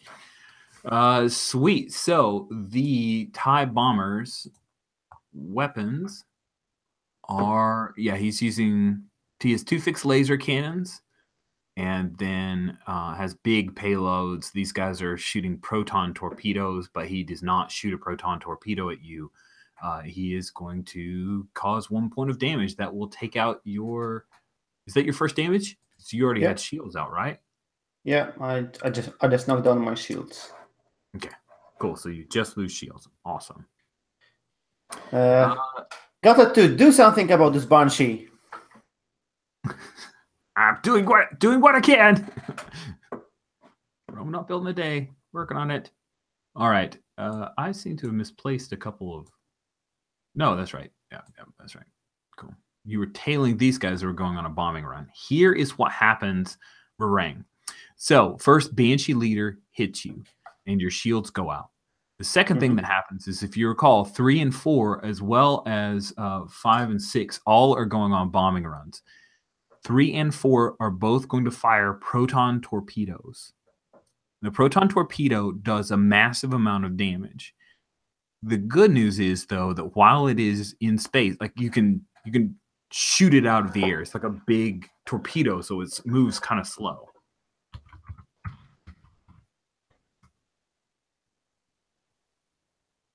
And the first one is off and away and on target, and the second one is also on target. Holy crap, guys! Roll 20 rolls really high.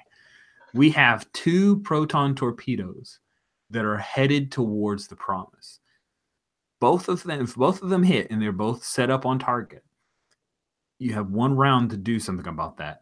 Chances are very good that could take out the Promise's shields, and you see the Star Destroyer looming up ahead. You're about to get in proximity to where its turbo lasers as well as concussive missiles will be in range to fire upon the Promise. So, there's that. Nev Dub is tailing, so Nev Dub is going to take a shot at Banshee leader. I don't think I rolled for Nev Dub last time, right? Make sure I'm not doubling up. He performed an action to get on tail, so I got on tail. Okay, cool. So it's still Imperial turn. So Banshee leader, Epsilon leader has not taken action this turn. Epsilon leader is going to. I'm going to tail to call with my buddy. So let's see if we can do that. Call, see if you can beat A16 or you are tailed, sir.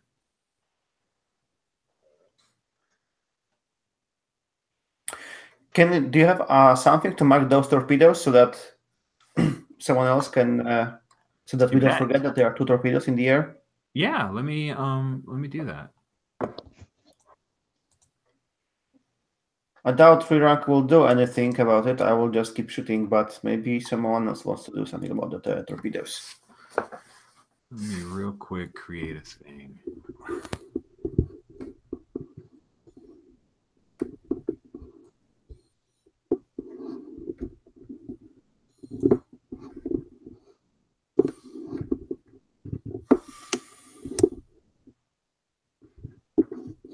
This is going to be the ugliest torpedo you have ever seen. It looks kind of like a blue penis, I just realized.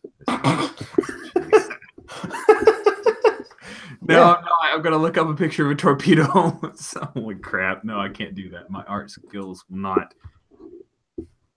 Keep in mind you are still sharing screen. No, I am. There. That kind of looks like a Toton torpedo. Yeah.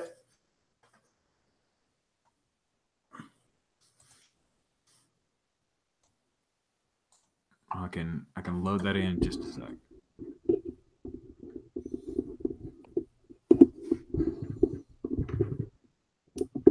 Oh, I hate the window.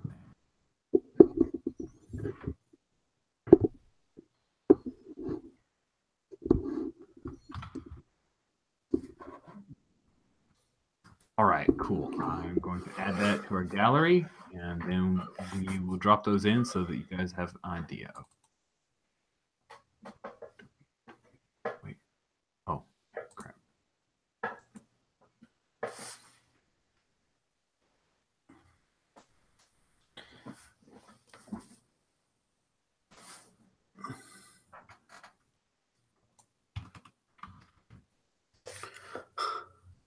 right, there we go. We have 2 photon torpedoes. We also have the 2 Banshees that are trying to drop bombs, and they are going to make their bombing runs. No, they're spinning around creating advantage. That is what they are doing this round. So they're going to create advantage so they can do that crazy firing thing. So I think they were also gaining advantage last round because yep, they that didn't gives them fire. 2, which means they can make their bombing run.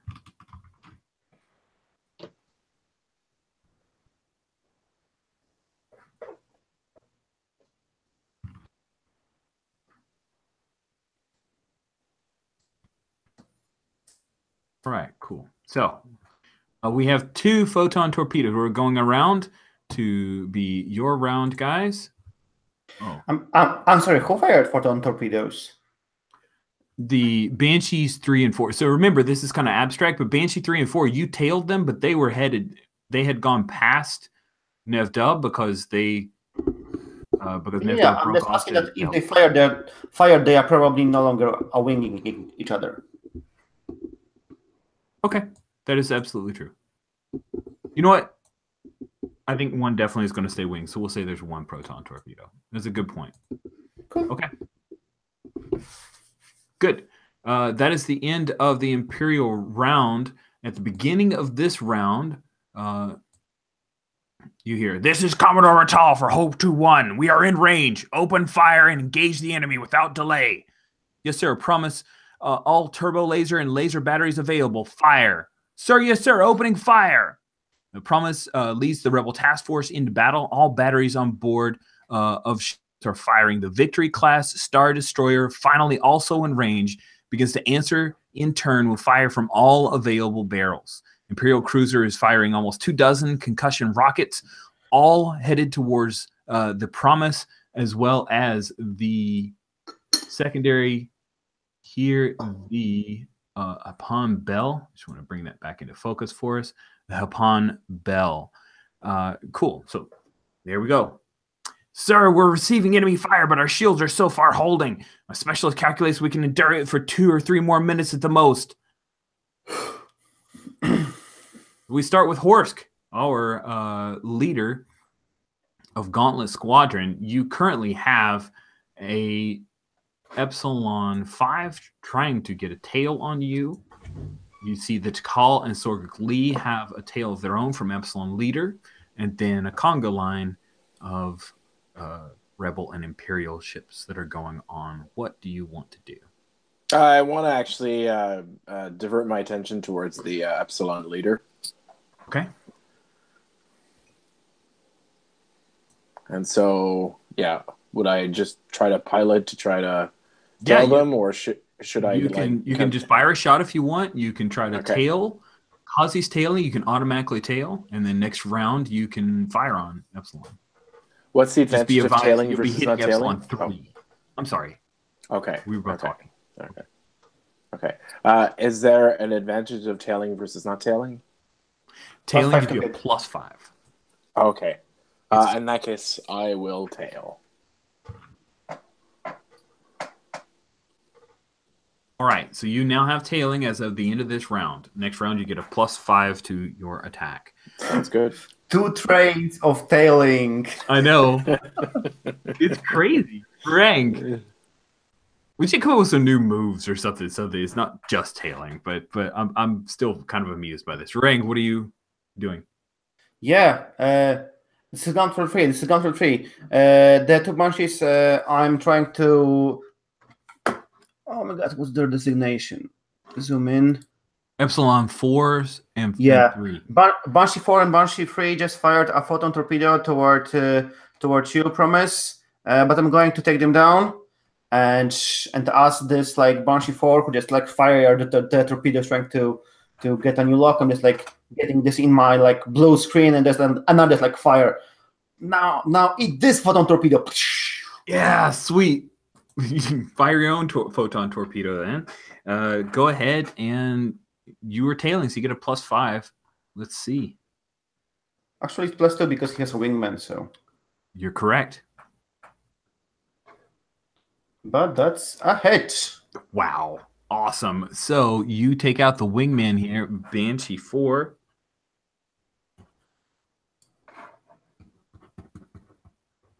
And I'm sorry, I keep confusing Banshee and Epsilon. Those two words aren't even close. All right, so Banshee 4 with a photon torpedo explodes in a nice ring, and we get a cool sound effect, even though we're in space, because it is Star Wars. That's fantastic. Way to go, Rarang. Next, we go with Takal. So, Takal, you are currently being tailed by Epsilon Leader, who is mocking you because you are wingman for Sorguk. Right. What do you want to do? You're going to hold on? Holding on doesn't really help if I'm being tailed. Well, it doesn't help, but if you maintain the tail, then you're going to give defense to Sorguk. Oh, if I try and shake, Then the wingman doesn't shake with me? Right. Well, in that case, if we're damned either way, I think I'm going to try and shoot that photon torpedo out. Nice. It's going in for the promise. Nice move. All right, you need a 16. You see, you drop the little targeting reticle over your goggles there. You know that little mechanical sighting reticle. You're trying to target that. Let's see how you do it. Don't forget, you can use the force, and that will give you a 4th die. Yeah, I'm just trying to think. I think this is a good use for using the force. Photon torpedoes are relatively small. Does he roll first, or he has to say he's using the force first? I have to say, right. You roll an extra dice, and let's do that. If I can get my thing on the right window.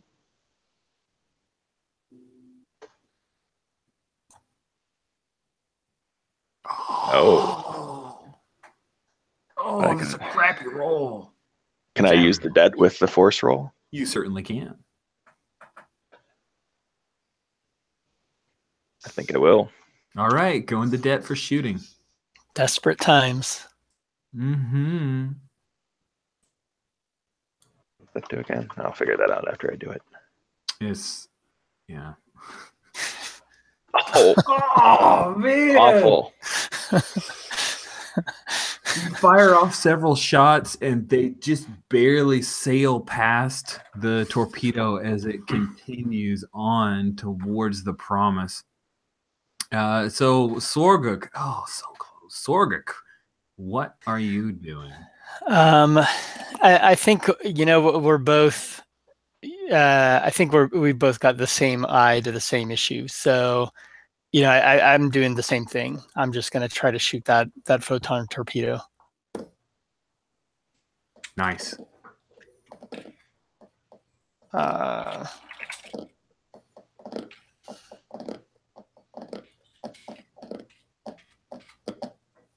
Oof. Nope. No luck. Oh, man. So the photon torpedo continues on. This is feeling about right, though, right? Like, a rebel force of pilots without a main character flying amongst us. I think you guys are doing great. Sweet. So that finishes off the round. Now it is time for the Imperials to fire upon the promise. We have 2 bombers that are doing the maneuver of they've got basically enough advantage to where they can go in full barrel. And someone pointed that out very well, that firing pass requires 3 advantages, not 2 like we used last time. In other words, you have to get 3 advantage for a full firing pass. Yeah, well, then I'm just going to have them spend this round getting a 3rd advantage. We did it wrong last time, unfortunately.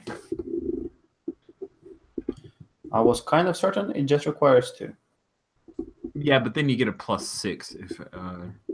Yeah, I thought it's like a neat bonus for you to first have these 2, so that then you can if you cash them in, you get like a +6. But it seems that you have to spend 3 turns getting an advantage to get the firing pass. It's firing pass +6. No extra freebies. No extra freebies. Yeah. Can the promise try to self-defend and fire at those? Yeah, the promise is a couple of turbo lasers that they are going to be firing this round, and I probably should have done that before they go. So let's do that.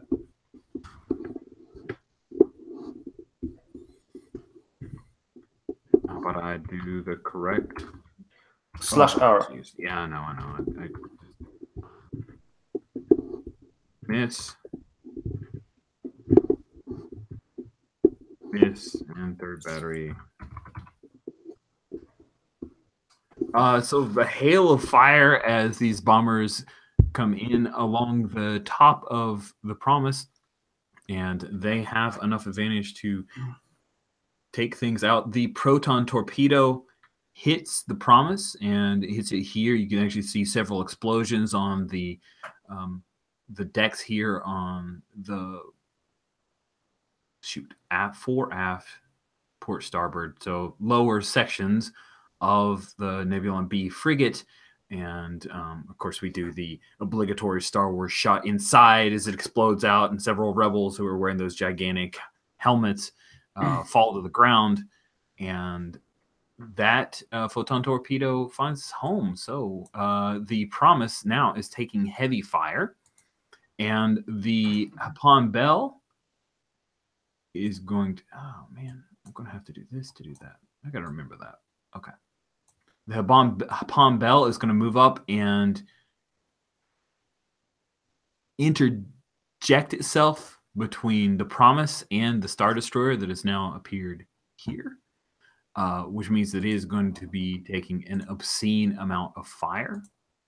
And that is not going to be very good for the Hapon Bell. Cool. So we have the advantage created by those guys. We've got some firing that needs to happen here. So I'm going to blow this back up so we can see. Epsilon Leader is now going to try to take out Call. He's trying to take out Sorgaku's getting wingman, so we'll do that. +2 from, it will be +5 -3, so it's +2 in its own shooting, which is that, and then our thing. This is Epsilon Leader firing upon Sorgak.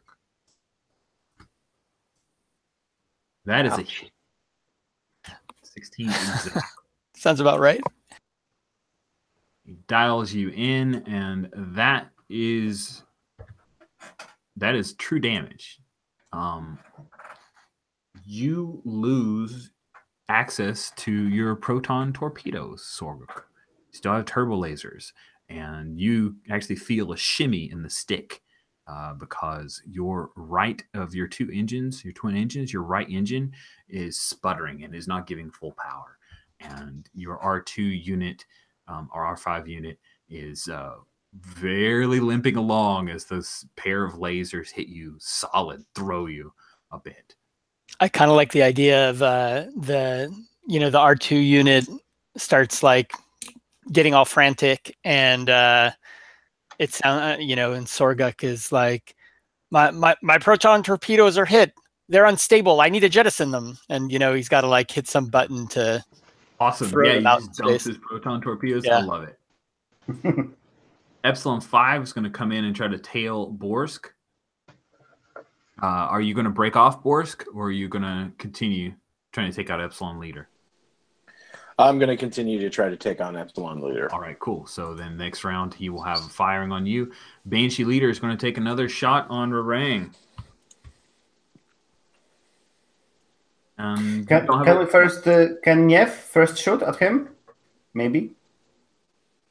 That's fair. He's got a tail, so he's got a +5, and he's got a shooting. Oh. 2.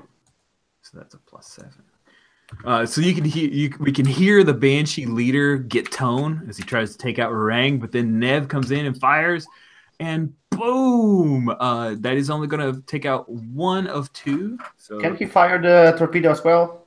He can, but he didn't.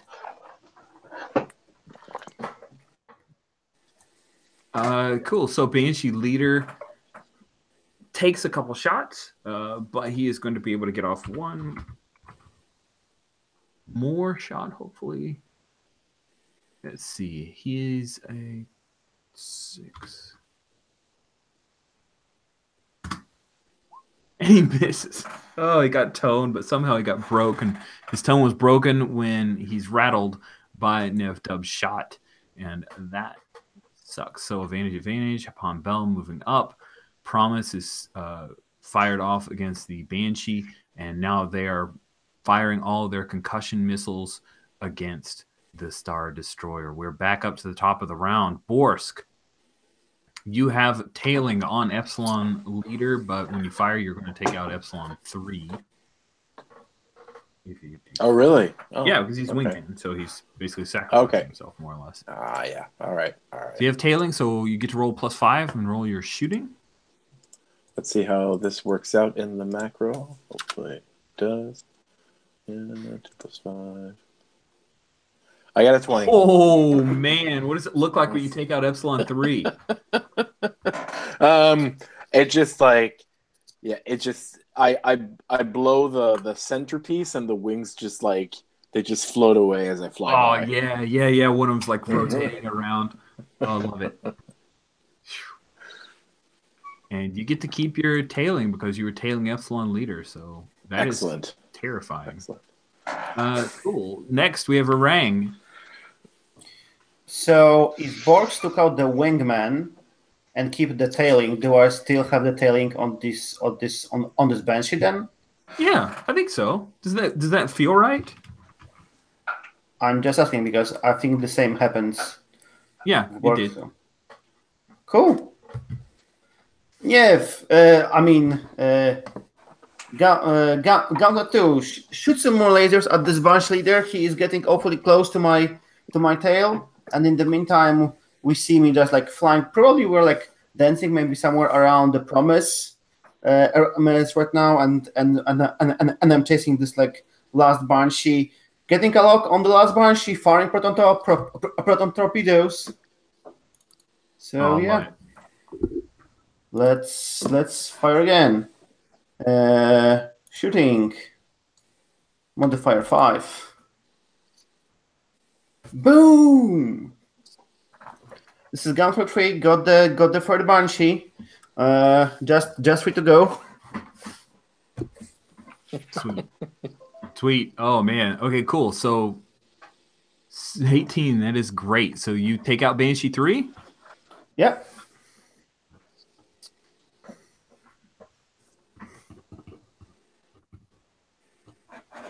Man, this +5 really makes the bit. This +5 really does the difference. it's why we keep tailing. Yeah. Okay. And that cool. actually allows to fire photon torpedoes, so to take the Banshees in one hit. Sweet. As that firing happens, you hear a report from on all camel channels. Palm Bell severely damaged, lost 50% of propulsion, internal atmosphere as well. I'm reading reports of critical system failures. They have dozen dead, many injured. No word on an engine compartment, sir. Captain Farlance gave the order to abandon ship. She's on Channel 4. And Commodore Ratal has a brief conversation with Captain Farlance. Farlance, the ginger rebel officer in her 40s, says, "Sir, I ordered my crew to abandon ship. Our hyperspace engine's gone. Even if we could escape, we're stuck here. I'd like to give my crew a chance to survive, sir." "Affirmative, Captain Farlance. Get into the escape pod and out of there." "Can't do that, sir. Though she's damaged, we can still do some good. I've ordered everyone to evacuate, but I'm staying. I still have some propulsion. We'll move my ship forward to the Star Destroyer and buy you some time." "Get out of there, Evelyn. That's an order." "Do what we must, sir. Try to get to escape pod once I set everything up here, but I wouldn't hold my breath." To call. So the Hapan Bell has moved up and is basically turning belly side. No, you can't rotate. Yeah, you can. Okay. It's turned belly side to take the brunt of most of the fire from the Star Destroyer to protect the Promise. But then we still have these two bombers that are about to nail the Promise hard. They've created enough advantage to where they can do a full firing pass. What do you want to do to call? So I'm like, let's see. Gauntlet 5, break off. Gauntlet 4, gonna try and take out one of these bombers. Affirmative. So I'm gonna be shooting at the bomber and just letting the single tail on me. Awesome. Sweet. So go ahead and hit on either one of them. We'll take them out. I was gonna say I'm feeling shaken, you know, because I'm just not doing as well. This is not good. Let's see. Shooting is -1 for going into debt. Yeah. No, because you're. Yeah, it's -1 because you're gone into debt. Yes.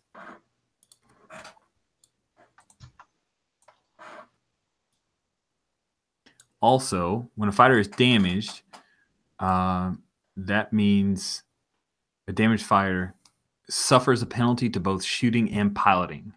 Okay. It is not good. Okay, cool. So, Takal, you fire upon the Banshee and you miss. Your firing reticles just aren't lining up. Cool. Okay. So then, Sorguk, you're up. What do you want to do? Doing exactly the same. I think the plan is we're trying to take out these bombers before they get the promise. I told you to shake the tail, but you know. Shake the tail. You're willing to do whatever you want. Well, Go. no, I'll listen to you. I'll try to shake the tail. All right. Give me a piloting roll. And so I'm trying to shake the leader, Epsilon leader from. Yes, you are. Okay. Can we have the Borsk maybe first shoot the guy? Maybe he will destroy him. Oh, did we skip Borsk? No, Yeah. We did. Borsk, took out the wingman. Oh yeah, that's Right. sorry. Yeah, That's very so fired. yeah, On this sorry. pass. Ah, my bad. Jeez. That's Yeah. terrible. That's terrible All right. piloting. I think you're gonna shake this tail. Let's see here. 2 1s and a 3, man. Yeah, but I believe Sorguk has like -5 to piloting and shooting. So Yeah, Oh. because you're injured, you have a Oh, got it. So it's yeah, a 9 and a 9. Yeah, he has to beat Still you, enough. though, so you do break the tail, just barely. Ooh, barely. Epsilon leader zooms past you, Sorguk. He's gonna come around for another pass. It's his turn. He's gonna try to break this tailing on him. Cool. So that's the round for you guys. Let's do Nev Dub and see if he can take out the Banshee leader. He does. wow. Let's hit Banshee leader, and that will destroy Banshee leader. So Well done, Gata 2. Thank you. Good shooting.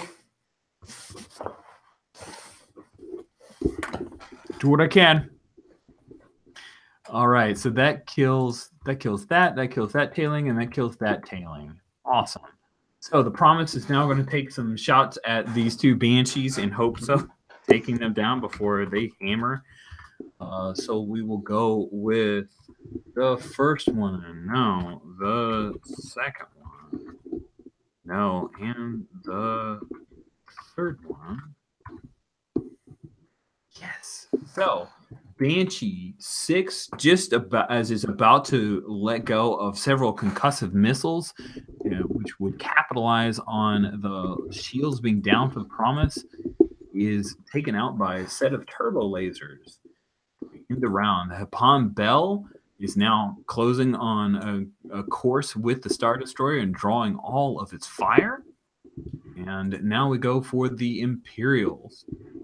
So Epsilon 5 is going to take a shot at Borsk. Come on, Epsilon 5, get a hit on a bad guy. I mean, hit one of the player characters. Come on. Yes, Borsk, you take a hit. You actually lose your shields. Oh no. Yeah, so as you're dialing in on Epsilon leader, he's calling back to Epsilon 5. Epsilon 5, get this tail off of me. Epsilon 5, get this tail off of me. And he gets tone and then fires a few turbo lasers that glance across your left wing, and your left turbo laser sparks for a minute, but it's still up. The shields hold. Ouch. Good. Now we have no one else attacking you guys right this second, other than Epsilon leader, who is just going to fire wildly and try to take out Sword of 3. Here we go. Oh, and a miss. And then last but not least, we have the bombing run from the Epsilon 5, Banshee 5. The last surviving bomber. 6 plus his bombing. That. Oh, so he cancels all of his advantages. And Banshee 5 is able to score significant hits on Promise. And you hear, oh, and those inside the Promise and the Gauntlet frigate. You hear the klaxon sounding, and a few people are kind of running across decks, and everything shakes, and there's a few more explosions. And then we zoom in to the bridge where Commodore Ratal is there, and the communication he had with Captain Farlance winks out. She's already left, and it does not look good. Captain Gayan says, "We've lost decks 5 through 10. Decks 5 through 10, sir. I recommend that we disengage. I recommend that we move away. And the Star Destroyer is going to pound us as soon as the Hapan Bell is destroyed. Fire forward. Aim those batteries. We need to buy time." And that is the end of the Imperial round. So we come to the top of this round, and there's a moment as we zone in on Commander Carr. She clenches her fist to stop the twitching in her arm. And hold on just a sec.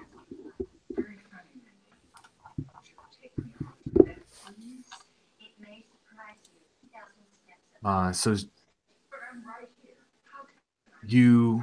we catch up, there was a TIE fighter that takes out Checker 5, and Commander Carr, it seems the battle around the Interdictor class cruiser is not going well. She bites her lips and then punches a few buttons in her cockpit and says, "This is Checker Leader for Checker Squadron. Engage enemy squadron and buy me some time. I'm going in. We'll disable that damned cruiser. Checker 3 is now interim commander of the squadron, pending approval of Commodore Ratal for the Republic. Checker Leader out." And she heads directly for the Interdictor on a crazy suicide run for the bridge. So that's what happens at the beginning of this round. Borsk, you are currently tailing Epsilon Leader with Epsilon 5. I'm taking him out. Try to take him out? Taking him out. Awesome. You have a +5 from tailing. Mm-hmm. And your shields are out, but you have no damage. Oh, 14. my goodness. Do you want to go into debt with your shooting? You know what? Yeah, I do. All right. Roll them again. Are you kidding me? My luck ran out. So you fire more at Epsilon Leader, and you hear over the comms from Epsilon Leader just a chuckle. Gauntlet Leader. All right, Rarang, you are free. You're seeing that the Hapan Bell is starting to break up. Multiple concussive missiles have fired across her broadside. She's falling apart, and you also see the Promise has taken a significant amount of damage. Your wing of this three-prong operation is not faring well. The Star Destroyers at this point, the Republic, former Republic, old Republic that you're trying to escape with, they are not in range of the gravity wells, but they're almost out of the range of the gravity wells. But the destroyer that is trying to keep you guys from being able to go to hyperspace is still functional, so you're stuck. What do you do, Rang? Well, Rang ponders about the thought of being the precursor in the new way of taking out entire fleets, and about engaging his hyperspace engine at this Star Destroyer, so that then in the 8th movie they know what to do. But he thinks now hyperspace engines versus Star Destroyers probably will not work. So he like sees Borg being like hit, and he misses, and Renok shouts like, Government leader, I'm coming. I'm coming to your aid. So I'm getting on the tail of this TIE fighter tailing Borsk. Okay, cool. So let me move everybody forward a little bit. And you currently have Nev Dub as your wingman. Thank you, Government 2. I surely appreciate the support. I totally think that Niev maneuver doesn't make sense this round. It's far better if he moved to be the wingman of Borsk this round. Okay. Although it's too late because he would help with that shot, but it's now too late. Actually, I wanted to suggest that, but... Well, I think he was nearest you, although this is abstracted out. I think he was wingmanning you. He's trying to protect your butt, so it just kind of feels right to me. You're trying to get a tail here? Yeah, I'm getting that tail because he's tailing, so... All right, there you go. Cool. So let's skip down to Tikal. Tikal, you are currently free and clear unless you want to try to take a sniper shot at Epsilon Leader or head for the Star Destroyer. You can also peel around and try to take out Banshee 5. Banshee still has some payload left. I'm going to try and tail Banshee 5. Okay. Let's go ahead and see if you can get that tail.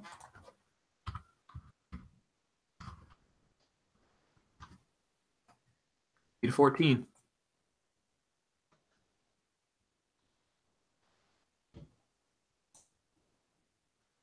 Oh, ouch. No luck? No luck. Oh, goodness. Okay, cool. So you're headed towards space. Sorgak Lee, what do you want to do? Let's see.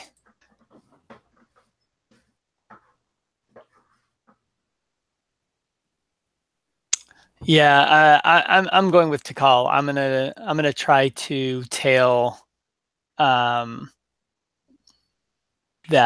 lone bomber. Okay. Epsilon 5. Go for it. Let me get my...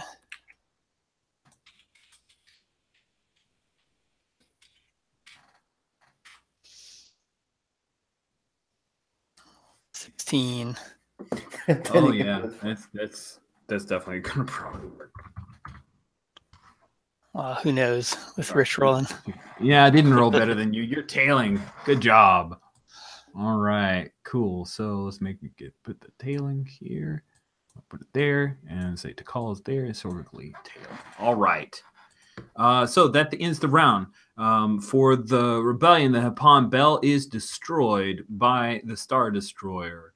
And now the Star Destroyer is going to focus on the Promise. The Promise is going to try to take out, for once, help itself by taking out that Banshee.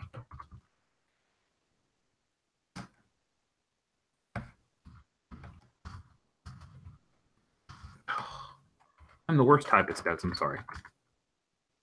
Damn.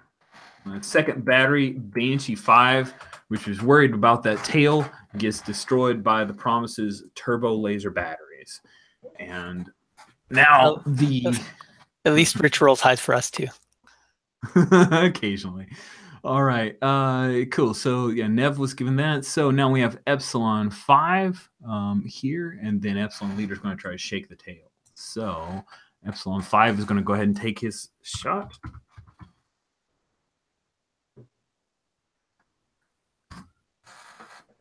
And he fails. He can't go into debt because he's not a PC. So we will have the Epsilon Leader is going to try to shake the tail of Borsk. Please roll piloting. Speed of 15.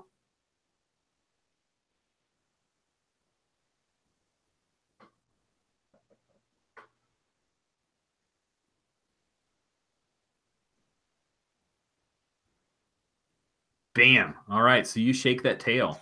Yeah. So some tricky piloting in the. Hold on a sec.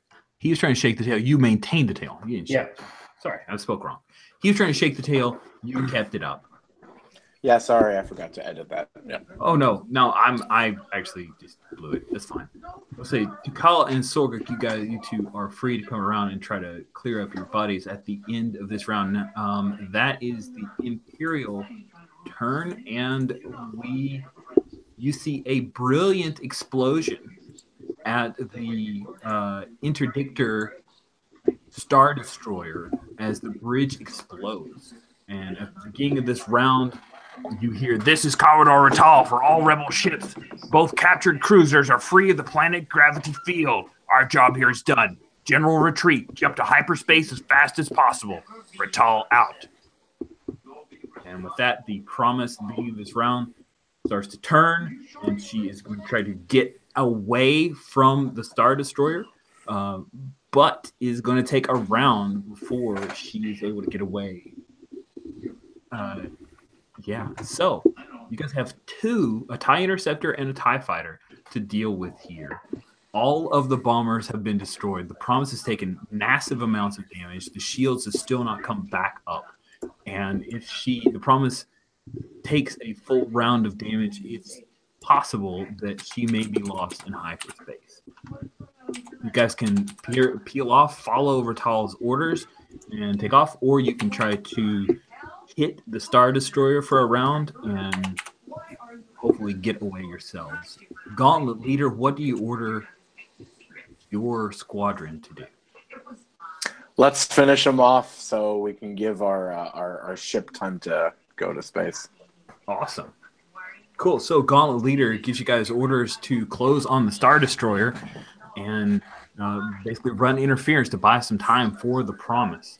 That means that there will be multiple turbo laser batteries as you guys head towards the trenches and try to pummel and hurt this thing. You guys all get a round. So because this thing is massive, you only need 14s to hit the batteries. However, when it is the turn of the Empire to fire, it will be very not good for you, and chances are that things will be shot. So, Horse, you give that order. You were able to hold the tail, but now it's your turn. Do you want to go ahead and take your fire upon the Epsilon Leader? Yes, I'll take out Epsilon Leader. Okay. Actually, I'll use the Force to do it because I don't feel I need to draw into the Force. Wait, you think you're going to roll a 14 or something like that? Or a 6? Yeah. So let's see what. All right, go for it. Don't forget your +5. And now +5, and then -1, and I'm -1 because I'm indebted, right?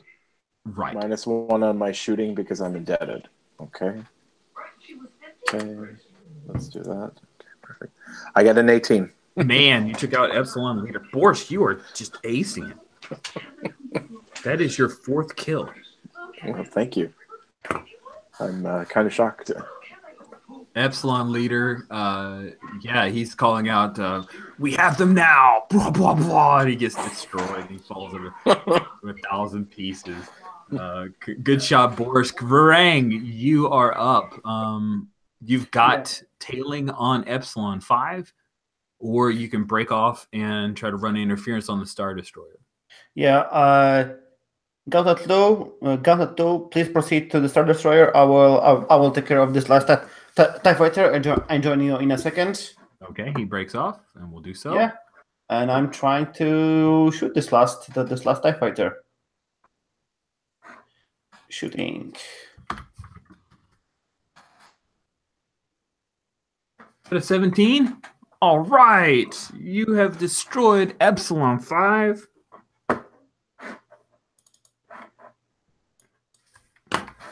What does it look like when you take out Epsilon 5? Is this like a shot where Borgs flies by and fires a shot and blows up one TIE Fighter and then flies through the explosion, and then this TIE Fighter tries to also fly after him, but I just like fly from like outside set of camera, and we can see the 4 lasers effectively, and we see like in the same almost place like 2 explosions and two debris field, and Borgs goes left, I go right. And then I love that. That sounds great. And then we end up flying side by side. That's amazing. You take out the last of the Epsilon wing, which frees up Nev to make a run on the Star Destroyer. Mm-hmm. Now we come to Call. Call, as you think about all the fun you had back at base. I'll take a run at the Star Destroyer. This is insane. I love it. All right, so the Star Destroyer is what you're headed for. The sky is clear between us and them, so you need 14s. Go ahead and take a shot. And this is proton torpedo territory, isn't it? Yeah, I think so. So I'll definitely shoot proton torpedo. And I am -1. Like that.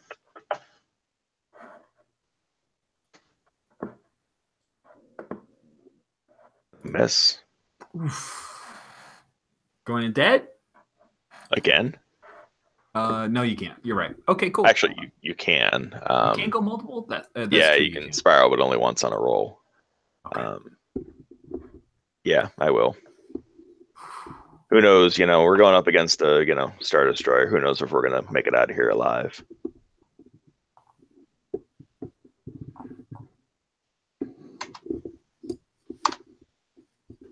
Same roll. Yep, it spins the vicious circle further. More God's debts the not pilot has, the more debts smiled he upon needed me. take to avoid failing. Oh, I see. So yeah. Oh, poor guy. All right. You fire upon it, and we have that like a miniature version of the gray cannon or the gray surface of the Star Destroyer, and you hit several places, but it doesn't penetrate the armor.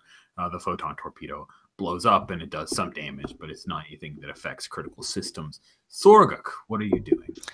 So I jettisoned my torpedoes, right? Mm-hmm.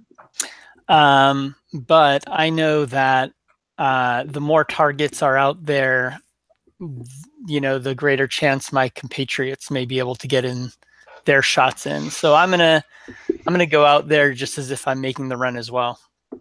Oh God, you're just pulling a fakie. Yeah. Sweet. So you fire lasers. They bounce harmlessly off. They're soaked up by the shields of the Star Destroyer, and now we have Nevdub and Sorguk Lee as well as Takal. All three of you are targets of opportunity for the Star Destroyer. Here we go. Because of the amount of turbo laser batteries that are coming at you, each of these are at a +8, and it is 2 damage.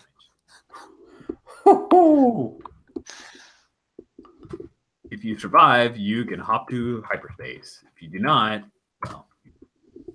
All right, so that is 2 damage to Nevdub. Luckily, he has taken no damage this fight, so that destroys his shields and shears off one of his 4 wings. This next one, though, he can still fly, but it doesn't look pretty. That is another hit on Sorguk Lee, which will destroy Sorguk Lee. Actually, we get to engage the rules of what happens when you take that second damage. So you, and I just want to make sure we do this correctly. All right. So when fire is damaged for the second time, is immediately shot down. The pilot must roll a 6-sided die to see if they survive. Rolling a 4, 5, or 6 means they managed to escape alive somehow. Caught in a tractor beam, fighter spins out of control and away from the battle, lands on an asteroid, crashes in the sea, which not applicable here. Any other roll means they have been directly killed by fire or have been wounded and unable to eject or get to safety. So, do you want to have me fire upon Takal and then we do your roll, Tomer, or do you want to do that? Go ahead and do that. Let's see what the here we go. Now we fire upon Takal. Another 17. They're all different numbers. But that is 2 damage. So your shields go out and you are damaged as well. However, you will survive. You are in a rough patch. And because you're damaged, when we go to hyperspace, there's a thing that we have to be careful about. But we'll take care of that in a minute. Now we get to see. Do you want to save to the very end, Tomer, or do you want to roll your D6 now?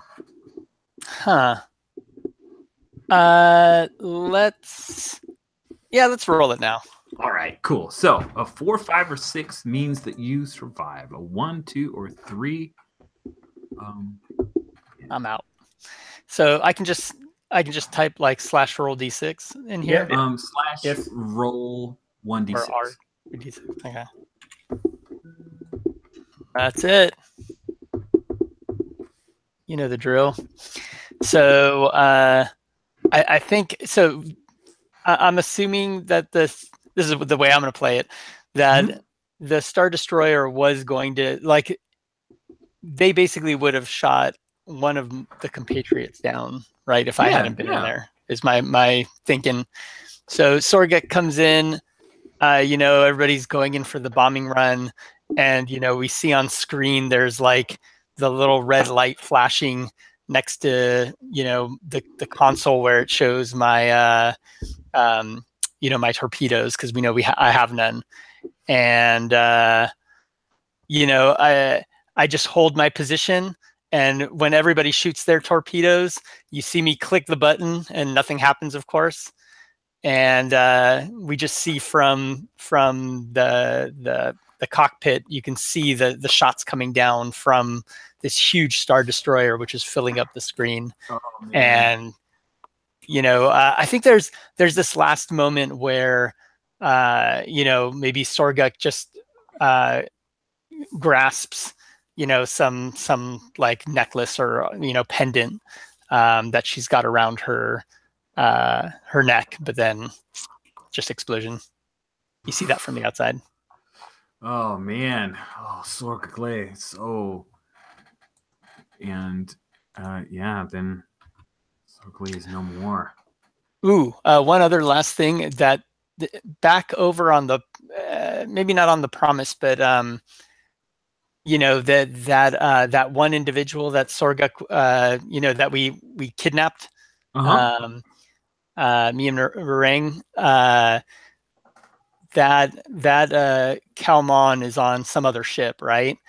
And maybe there's that one like Force moment where he's sitting there like fixing something, and he just kind of like stops and looks up or something. You know what I mean?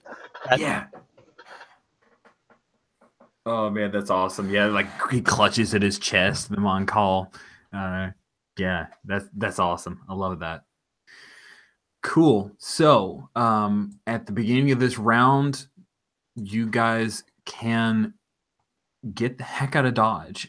So anyone who has been injured, though, starfighter damage, you're damaged, then once the battle is over, which is you guys hopping in at this point, you have to succeed in a piloting roll against an 8. You have to subtract any debts, and then the -5 penalty to piloting and shooting as well. A failure means that you crash trying to get back to base.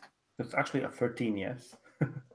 Is it? Yeah, it's an 8 with a -5, but yeah, it's basically a 13. Yeah. So, we need Neb has to roll it.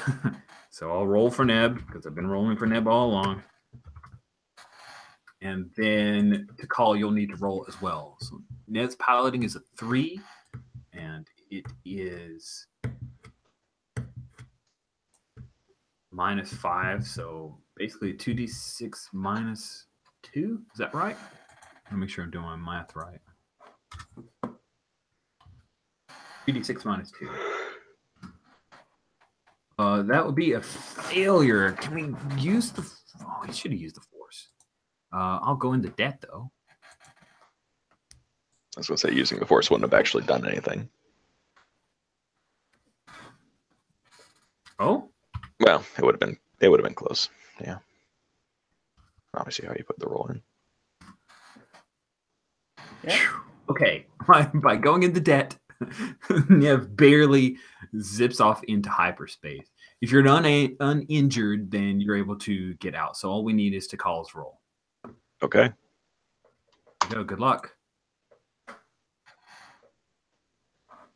Oh, that is a 4. Okay, I will go into debt. You don't? Yeah, you want to go into debt? Go for it. Go for it. They'll put me with lots of debt, and You have force? Yeah, you can use force this time. I already used the force. Oh, there you go. Oh, man, he's ordained. Okay. All right. So what that means is crash trying to get back to base. Awesome. So that means you crash trying to get back to base, and that the Promise takes off into hyperspace. You guys fall, and something goes awry with call systems as he fires off into hyperspace. We'll resolve that with our base sequence, which will be next time. We will have a new pilot join the Gauntlet Squadron next time, a replacement for Sorguk Lee, possibly someone scrabbled from Foxfire or another squadron or a new recruit. I'm going to take a quick bio break, and anyone who has the time and the desire, I'd love to do Roses and Thorns, which will take 10 minutes tops. And if you need to go, I totally understand. We'll be back in just a few minutes. I'm going to try to come back. I have to check with my family. My daughter started to get sick last night, but I'll close my screen, and I will hopefully be back in a few minutes to wrap up. We'll come back. See you guys in a minute.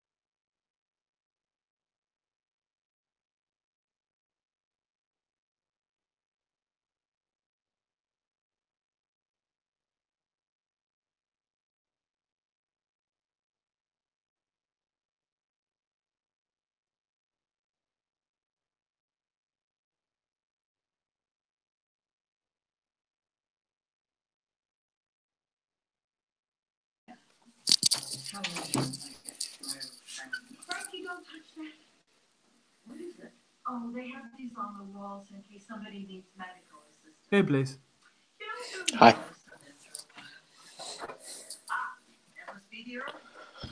That was kind of sad. Yeah.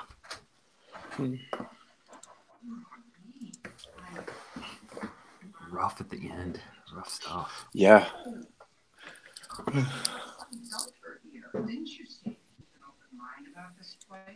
Cool.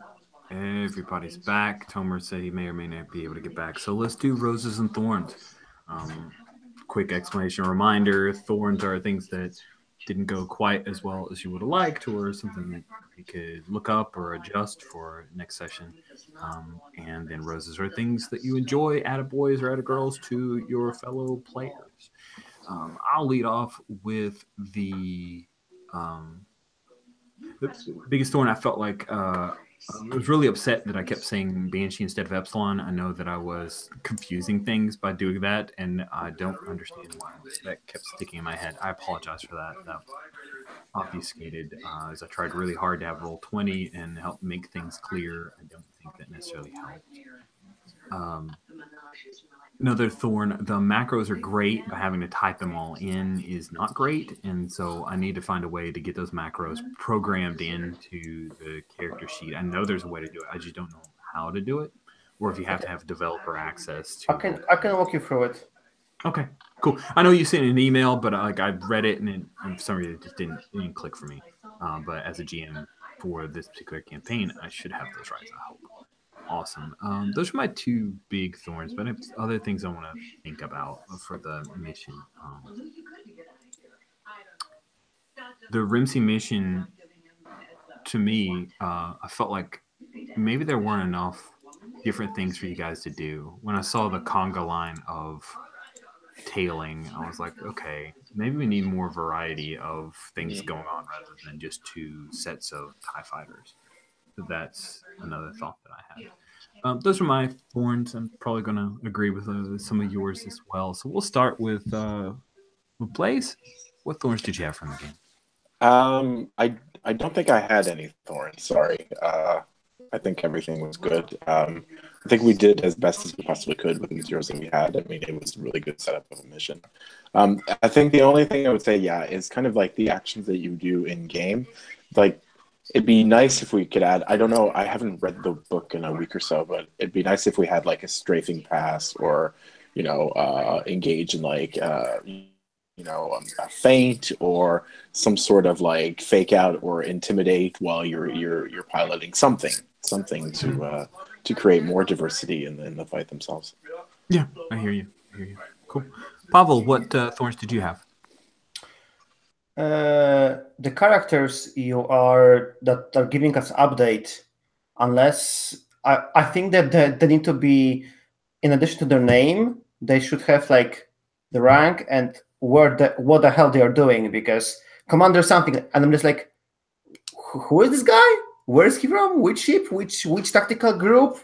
I was like completely lost unless we have like a list. But I think it might be easier if you just say this guy on this ship in this tactical group, and we say, oh, that guy's who are engaging the Star Destroyer, because I was like very confused about all the names. Okay. I had like a mixed bag feeling about your introduction about the briefing. It's nice. I really see that you put some thoughts into it, but I think it took, I don't know, 15 minutes. So I had like a mixed feeling, because it's like a must-have for like pilots to have the briefing where they were just basically told what to do because we are just pilots. Mm-hmm. But yeah, just like a mixed feeling. I hear you. Both obligatory and both like quite long. Yeah, it was pretty long. It was pretty long. Okay. Good feedback. Steve, what thorns did you have?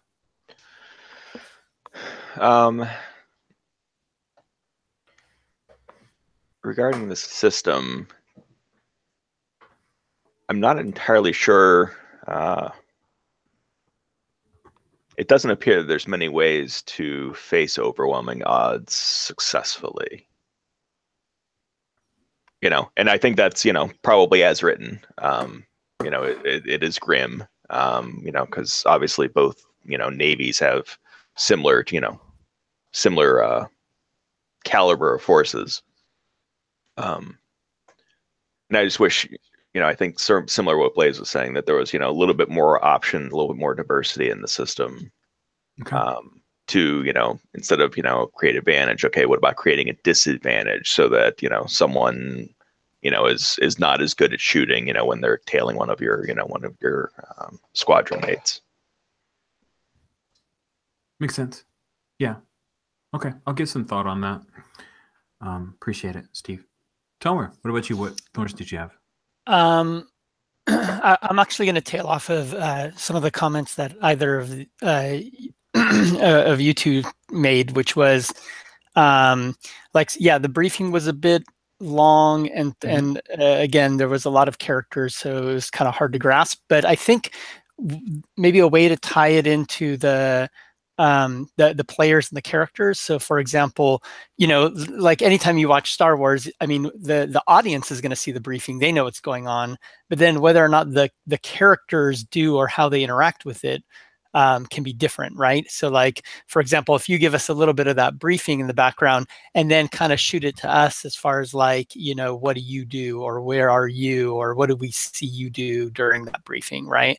And, maybe one of us is like, oh, I'm not even there. Like I show up late, or, I just came from this place, or, that kind of thing. It gives us as players and the characters a way to interact with the briefing in a way. Mm-hmm. Yeah. Do you know what I mean? I think that's and it would be tiny, right? But it would make it I don't know, a little more connected that way. And then with the game, I'm not very big into like war games specifically, and so like last session, I think I enjoyed it because although it's super simple and there aren't that many options, like the first time you go through it, it's like, okay, you're just kind of like getting a hold of it, and you're like, yeah. The second time you're, with the same options, you're like, oh wow, this is very limiting, right? In a sense. And I think just adding like the smallest amount of stuff in there where, again, like the creating disadvantage, you could do that. You could also even like, how do you remove an advantage? Like we saw that those bombers were, trying to take down the ship. Maybe there's something we can do to distract them, so they lose an advantage, so they're not ready to attack the ship yet, right? Or something like that. But then again, the mechanics are so simple. Like sometimes I'll do something like tail somebody and I'll roll a 16 and I'll be like, I should have just shot him. Right? It's just as easy to tail somebody sometimes. I mean, it's a versus roll, but like almost, I don't know, like it'd be interesting to see what the balancing factor for that would be, like adding, I don't know. So anyways, those were kind of my thoughts. Cool. Thank you, Tomer. I appreciate it. We'll stick with you. What roses did you have from the game? Again, I really liked the beginning part where we play the different scenes. One thorn for myself there, I felt like when we resolved the scene with Sorguk and the hut, like I kind of was, I think I felt like I was rushing it, and I shouldn't have, and I should have actually asked, Blaze if he, wanted to interject as far as like, part of how he was interacting with that resolution, but as far as roses go, like, yeah, I enjoyed how we each got to kind of like play those little scenes. That definitely gave a lot of insight into everybody's characters, and kind of fleshed out the story a little bit. So yeah, that was cool. Cool. Thank you, Steve. What roses did you have? I like the chaos of battle. I think you interjecting, the different points, the different progress points from the other sections of the battle help make it seem like we're, connected to something greater than just this little, skirmish we're in right now. So I like that portion of things.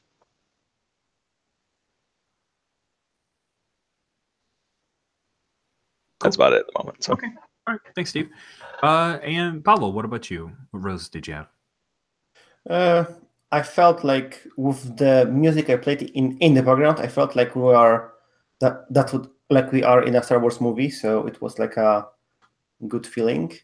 And I really like that we moved to Roll20 next week, hopefully with all the macros.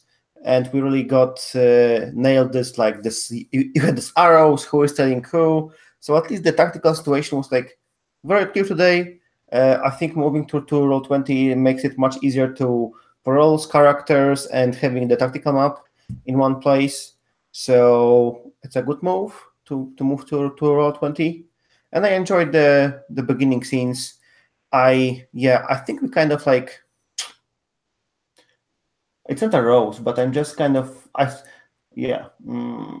say what? It? I just liked how Christian in last session, he was like giving much more description to his action than I did today. And this, I felt this lacking. So we were like tailing and shooting, but giving some description. But I like how Christian was doing this last week.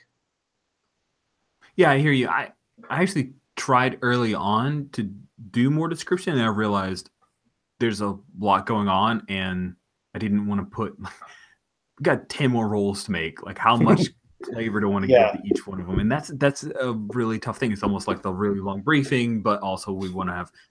There's that balance, and I don't think I found it this session. I think I hit the balance as well this session.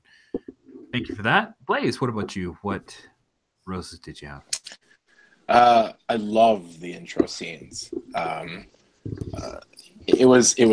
That was really cool because I had no idea. I thought about it all week, and I am like, I have no idea what I'm going to do as an intro scene. And when when Tomer, is it Tomer? Am I doing it? Am I saying it right? Yeah. Sure. Tomer's scene just like sucked me in. I'm like, oh, okay, so I can do something really like elaborate. Okay, all right. That was really magical. The other thing I want to say is like I found there was just enough. There was just enough context for, unlike the others. I mean, I don't mind I don't mind the context at the beginning of the session. It puts me in when I'm in these games. I sometimes feel I don't have enough of an understanding to create a visual, and so far it's been a very good experience of creating those visuals, and the interactions are just really nice. I'm having a lot of fun here. Good. I'm glad you're having fun, and I appreciate everybody playing the few with me again. I have some really good feedback that I'm going to work on for next week, and we will go on another mission. We'll start off with base and some of the after impacts. There's actually going to be an award ceremony because it's the rebellion, so that's how it goes. And hopefully Christian's family's feeling better and he's able to rejoin us. So thank you all so much for playing. I really appreciate it. I appreciate the open and honest feedback as well. And I hope you guys have a good rest of your weekend. Thanks, Rich. Have a great weekend.